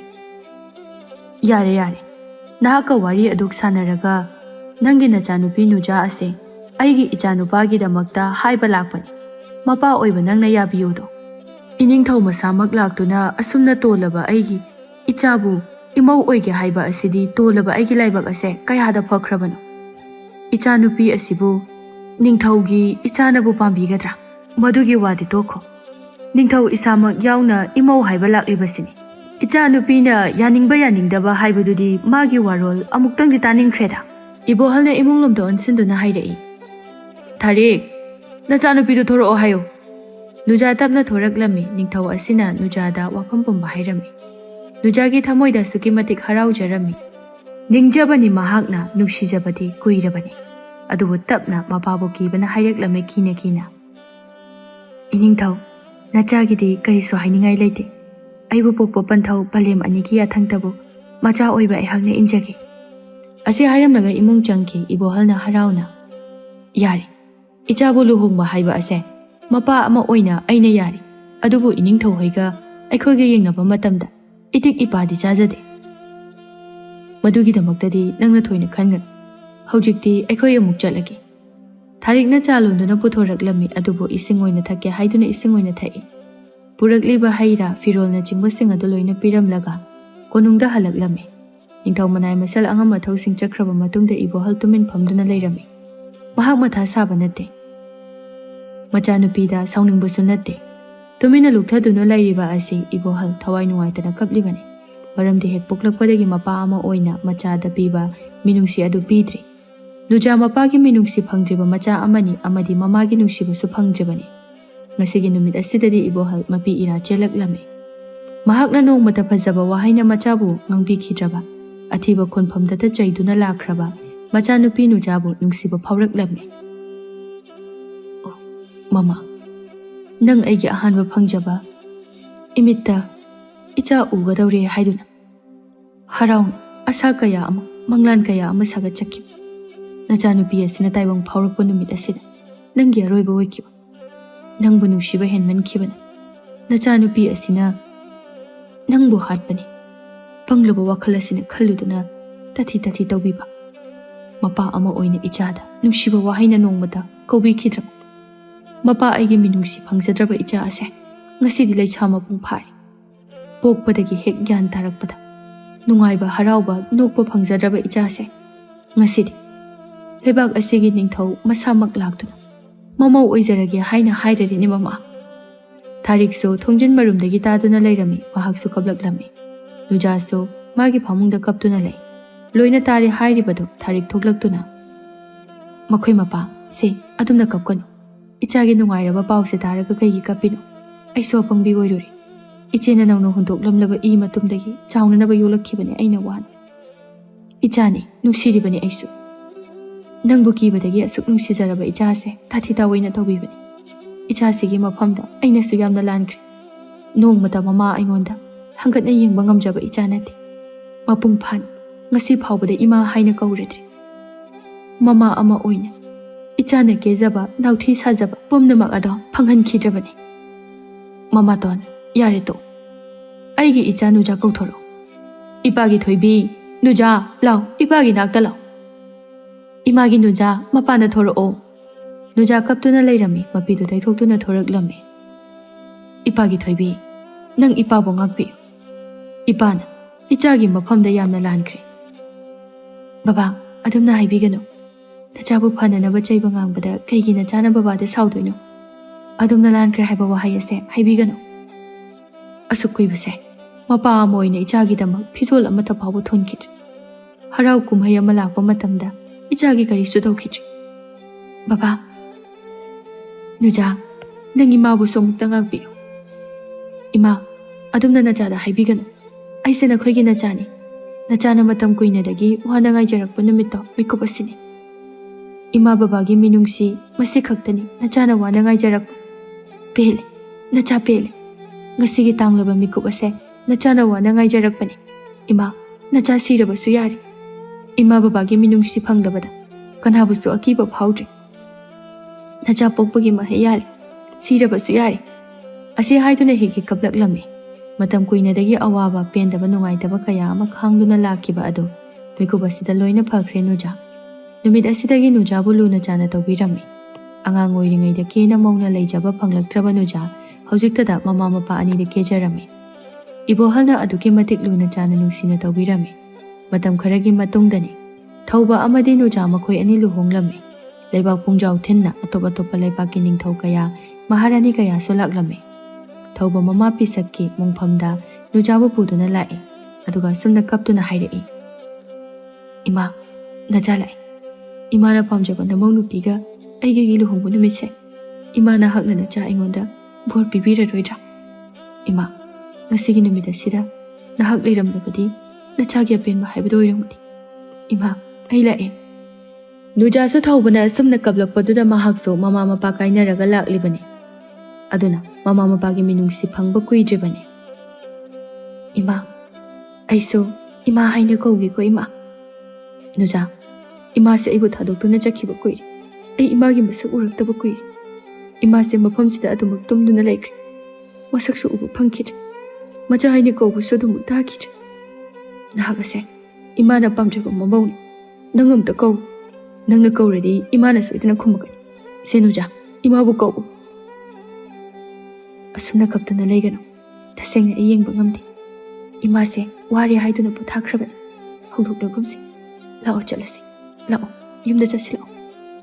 ꯑꯁꯨꯝ ꯇꯧꯅ ꯅꯨꯖꯥꯅ ꯊꯦꯝꯗꯨꯅ ꯊꯧꯕꯕꯨ ꯄꯨꯔꯛꯏ꯫ ꯂꯥꯞꯅ ꯃꯃꯤ ꯑꯣꯏꯅ ꯃꯣꯃꯣꯟ ꯅꯣꯛꯅ ꯄꯤꯁꯛ ꯃꯆꯥ ꯃꯣꯃꯣꯕꯨ ꯌꯦꯡꯂꯛꯏ꯫ ꯃꯆꯥꯁꯤꯡꯗ ꯌꯥꯏꯐ ꯊꯧꯖꯥꯜꯁꯨ ꯄꯤꯕꯤꯔꯛꯏ꯫ ꯃꯇꯝ ꯈꯔꯒꯤ ꯃꯇꯨꯡꯅꯤ ꯂꯩꯕꯥꯛ ꯑꯁꯤꯗ ꯏꯊꯥ ꯊꯥꯖꯗꯅ ꯑꯇꯣꯞꯄ ꯂꯩꯕꯥꯛꯀꯤ ꯅꯤꯡꯊꯧꯅ ꯂꯥꯟ ꯇꯧꯔꯛꯂꯝꯃꯤ꯫ ꯂꯥꯟ ꯑꯁꯤꯗ ꯊꯧꯕꯁꯨ ꯆꯠꯄ ꯌꯥꯎꯔꯝꯃꯤ꯫ ꯃꯄꯥ ꯅꯤꯡꯊꯧꯒꯤ ꯃꯍꯨꯠ ꯁꯤꯟꯗꯨꯅꯅꯤ ꯂꯩꯕꯥꯛ ꯑꯁꯤꯒꯤ ꯃꯤꯆꯝ ꯀꯌꯥ ꯑꯃ ꯂꯥꯟ ꯑꯁꯤꯗ ꯂꯩꯈꯤꯗꯕ ꯌꯥꯎꯔꯛꯂꯝꯃꯤ꯫ ꯑꯁꯨꯝ ꯇꯧꯅ ꯀꯣꯅꯨꯡꯗ ꯂꯩꯔꯤꯕ ꯃꯍꯥꯔꯥꯅꯤ ꯂꯩꯃ ꯃꯅꯥꯏ ꯃꯁꯜꯁꯤꯡꯒ ꯏꯁꯣꯔꯕꯨ ꯊꯃꯣꯏ ꯁꯦꯡꯅ ꯄꯨꯛꯅꯤꯡ ꯑꯅꯤ ꯂꯣꯡꯗꯅ ꯈꯨꯔꯨꯝꯖꯔꯛꯏ꯫ ꯅꯨꯖꯥꯁꯨ ꯌꯥꯎꯔꯝꯃꯤ꯫ ꯊꯥꯏꯅꯗꯒꯤ ꯏꯁꯣꯔꯗ ꯌꯥꯝꯅ ꯊꯥꯖꯕ ꯅꯤꯡꯖꯕ ꯂꯩꯕꯥꯛ ꯑꯃꯅꯤ꯫ ꯂꯥꯟꯐꯝ ꯑꯁꯤꯗ ꯊꯧꯕ ꯃꯃꯥ ꯄꯤꯁꯛꯀꯤ ꯋꯥꯍꯩ ꯑꯃ ꯅꯤꯡꯁꯤꯡꯂꯛꯂꯝꯃꯤ꯫ ꯁꯣꯟꯊꯔꯕ ꯄꯨꯛꯅꯤꯡ ꯋꯥꯈꯜ ꯊꯋꯥꯏ ꯍꯛꯆꯥꯡ ꯑꯁꯤ ꯊꯧꯅꯥ ꯑꯣꯏꯅꯁꯨ ꯊꯣꯛꯈ꯭ꯔꯦ꯫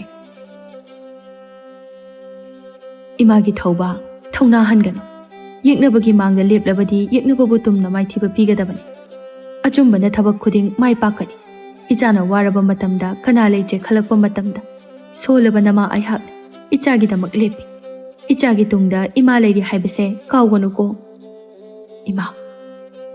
ꯃꯆꯥ ꯑꯣꯏꯕꯁꯤꯡꯒꯤ ꯊꯧꯅꯥꯅꯤ ꯃꯃꯥ꯫ ꯑꯇꯣꯞꯄ ꯂꯩꯕꯥꯛꯀꯤ ꯅꯤꯡꯊꯧ ꯑꯗꯨꯕꯨ ꯊꯧꯕꯅ ꯍꯥꯠꯇꯨꯅ ꯂꯥꯟ ꯑꯁꯤ ꯂꯣꯏꯁꯤꯜꯂꯝꯃꯤ꯫ ꯂꯥꯟ ꯃꯥꯏ ꯄꯥꯛꯂꯤ ꯃꯈꯣꯏꯅ ꯉꯝꯂꯦ ꯇꯥꯕꯗ ꯅꯤꯡꯊꯧ ꯄꯥꯏꯈꯣꯝꯕ ꯌꯥꯝꯅ ꯍꯔꯥꯎꯔꯝꯃꯤ꯫ ꯂꯥꯟ ꯉꯝꯂꯛꯄꯒꯤ ꯍꯔꯥꯎꯕ ꯐꯣꯡꯗꯣꯛꯄ ꯑꯣꯏꯅ ประꯖꯥ ꯃꯤꯌꯥꯝ ꯑꯗꯨ ꯍꯔꯥꯎꯕ ꯐꯣꯡꯗꯣꯛꯂꯝꯃꯤ꯫ ꯑꯁꯨꯝꯅ ꯃꯤꯅꯨꯡꯁꯤ ꯂꯩꯔꯕ ꯅꯤꯡꯊꯧ ꯑꯁꯤꯅ ꯃꯈꯣꯏꯅ ꯉꯝꯗꯨꯅ ꯂꯧꯁꯤꯜꯂꯤꯕ ꯑꯇꯣꯞꯄ ꯂꯩꯕꯥꯛꯀꯤ ꯅꯤꯡꯊꯧ ꯑꯁꯤꯒꯤ ꯂꯩꯕꯥꯛ ꯑꯁꯤ ꯑꯃꯨꯛ ꯍꯟꯅ ꯄꯤꯊꯣꯛꯂꯝꯃꯤ꯫ ꯅꯤꯡꯊꯧ ꯑꯗꯨꯒꯤ ꯃꯆꯥꯅꯨꯄꯥ ꯏꯇꯣꯟ ꯇꯣꯟꯕ ꯑꯃ ꯂꯩꯍꯧꯔꯤꯕ ꯑꯗꯨꯗ ꯊꯧꯕꯒ ꯅꯨꯄꯥ ꯑꯁꯤꯒꯁꯨ ꯃꯔꯨꯞ ꯁꯥꯅꯈꯤ ꯅꯨꯡꯉꯥꯏꯇꯕ ꯋꯥꯔꯧꯕ ꯀꯔꯤꯁꯨ ꯂꯩꯇꯅ꯫ ꯑꯁꯨꯝ ꯇꯧꯅ ꯂꯩꯔꯕ ꯃꯇꯨꯡꯗ ꯃꯇꯝ ꯈꯔꯒꯤ ꯃꯇꯨꯡꯗꯅꯤ ꯅꯤꯡꯊꯧ ꯃꯍꯥꯔꯥꯅꯤ ꯑꯁꯤ ꯑꯍꯜ ꯃꯇꯝ ꯑꯣꯏꯔꯛꯂꯦ, ꯁꯣꯟꯖꯤꯜꯂꯛꯂꯦ꯫ ꯃꯔꯝ ꯑꯁꯤꯅ ꯊꯧꯕꯗ ꯅꯤꯡꯊꯧ ꯈꯨꯕꯝ ꯁꯤꯟꯅꯕ ꯄꯥꯝꯂꯝꯃꯤ꯫ ꯑꯉꯝ ꯑꯊꯧ ꯑꯃꯗꯤ ꯂꯩꯔꯤꯕ ꯃꯟꯇ꯭ꯔꯤꯁꯤꯡꯒ ꯋꯥ ꯈꯟꯅꯗꯨꯅ ꯑꯐꯕ ꯅꯨꯃꯤꯠ ꯑꯃ ꯂꯦꯞꯂꯝꯃꯤ꯫ ꯅꯨꯃꯤꯠ ꯑꯁꯤ ꯌꯧꯗ꯭ꯔꯤꯉꯩꯒꯤ ꯃꯃꯥꯡꯗ ꯊꯧꯕꯗ ꯅꯤꯡꯊꯧ ꯈꯨꯕꯝ ꯁꯤꯟꯅꯔꯅꯤ ꯍꯥꯏꯕꯒꯤ ꯍꯔꯥꯎꯕ ꯐꯣꯡꯗꯣꯛꯄ ꯑꯣꯏꯅ ꯂꯩꯕꯥꯛ ꯑꯁꯤꯒꯤ ꯄ꯭ꯔꯖꯥꯁꯤꯡꯗ ꯈꯨꯗꯣꯜꯄꯣꯠ ꯀꯌా ꯑꯃ ꯄꯤꯔꯝꯃꯤ꯫ ꯅꯨꯃꯤꯠ ꯑꯁꯤ ꯍꯧꯈ꯭ꯔꯕ ꯃꯇꯨꯡꯗ ꯊꯧꯕꯗꯤ ꯅꯤꯡꯊꯧ ꯈꯨꯕꯝ ꯍꯌꯦꯡ ꯁꯤꯟꯅꯔꯅꯤ ꯍꯥꯏꯕ ꯑꯁꯤ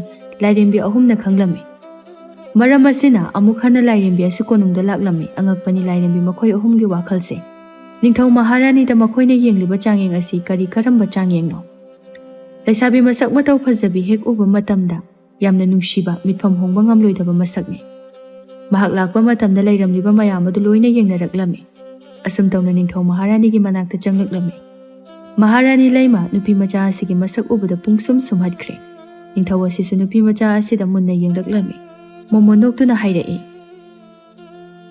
"ꯏꯅꯤꯡꯊꯧ, ꯑꯩꯒꯤ ꯃꯤꯡ ꯐꯖꯕꯤ ꯀꯧꯏ꯫ ꯑꯩꯅ ꯅꯍꯥꯛꯀꯤ ꯅꯥꯛꯇ ꯂꯥꯛꯂꯤꯕꯁꯦ ꯑꯇꯩꯒꯤ ꯂꯥꯛꯄ ꯅꯠꯇꯦ꯫ ꯐꯖꯕꯤ ꯑꯩꯍꯥꯛ ꯑꯁꯦ ꯏꯅꯤꯡꯊꯧꯒꯤ ꯇꯥꯂꯣꯏ ꯑꯇꯣꯝꯕꯤ ꯑꯣꯏꯅ ꯂꯩꯔꯒꯦ ꯍꯥꯏꯅ ꯂꯥꯛꯄꯅꯤ."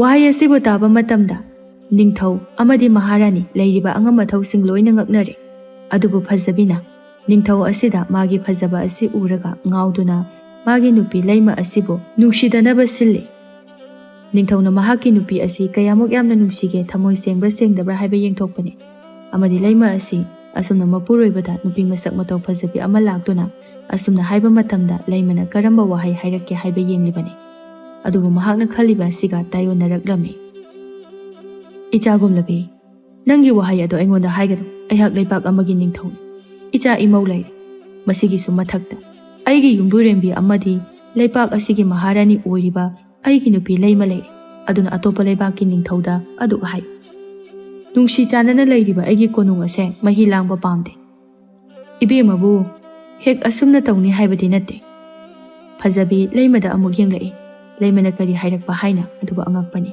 leimana asumna hairai nahakini haibada kanasu leitrabadi sakhenbi nangbu konung asida leiba aina yari fajabi momonokna asumna hairai ai chalage iningthau maharani bema ai chalage nakhoigi nuksinana leiba asida aina yetpa pamde aina lankhiba yawrabasu pukchal chawrabana khoina aibu ngakpi ase hairamlaga chatkhre asam tawna lairimbi asi chatkhre mathangi numit asida thauba amadi nujada ningthau maharani khoba mase sinarame miyam su loina harawrame numit asida leibak miyam pumnama konungda loina tillare thaubana paribu sulanmi singi makok oina leihalame matam khara ingna chekna thaubana ningthau oiduna leiraba matungni lairimbi ahum ado amuk hana konungda laklame hana mulakpa matamdadi makhoi ahummak laklame makhoi gi asengba masaktadi natte paikhomba leimana ure lairimbi makhoi ahum lakpa adu makhoina lakpa matamda makhoi gi asengba masak uhanduna lakpa natte hanagi makhoi gi nakta laklamba lainingba nupa amadi ahal nupi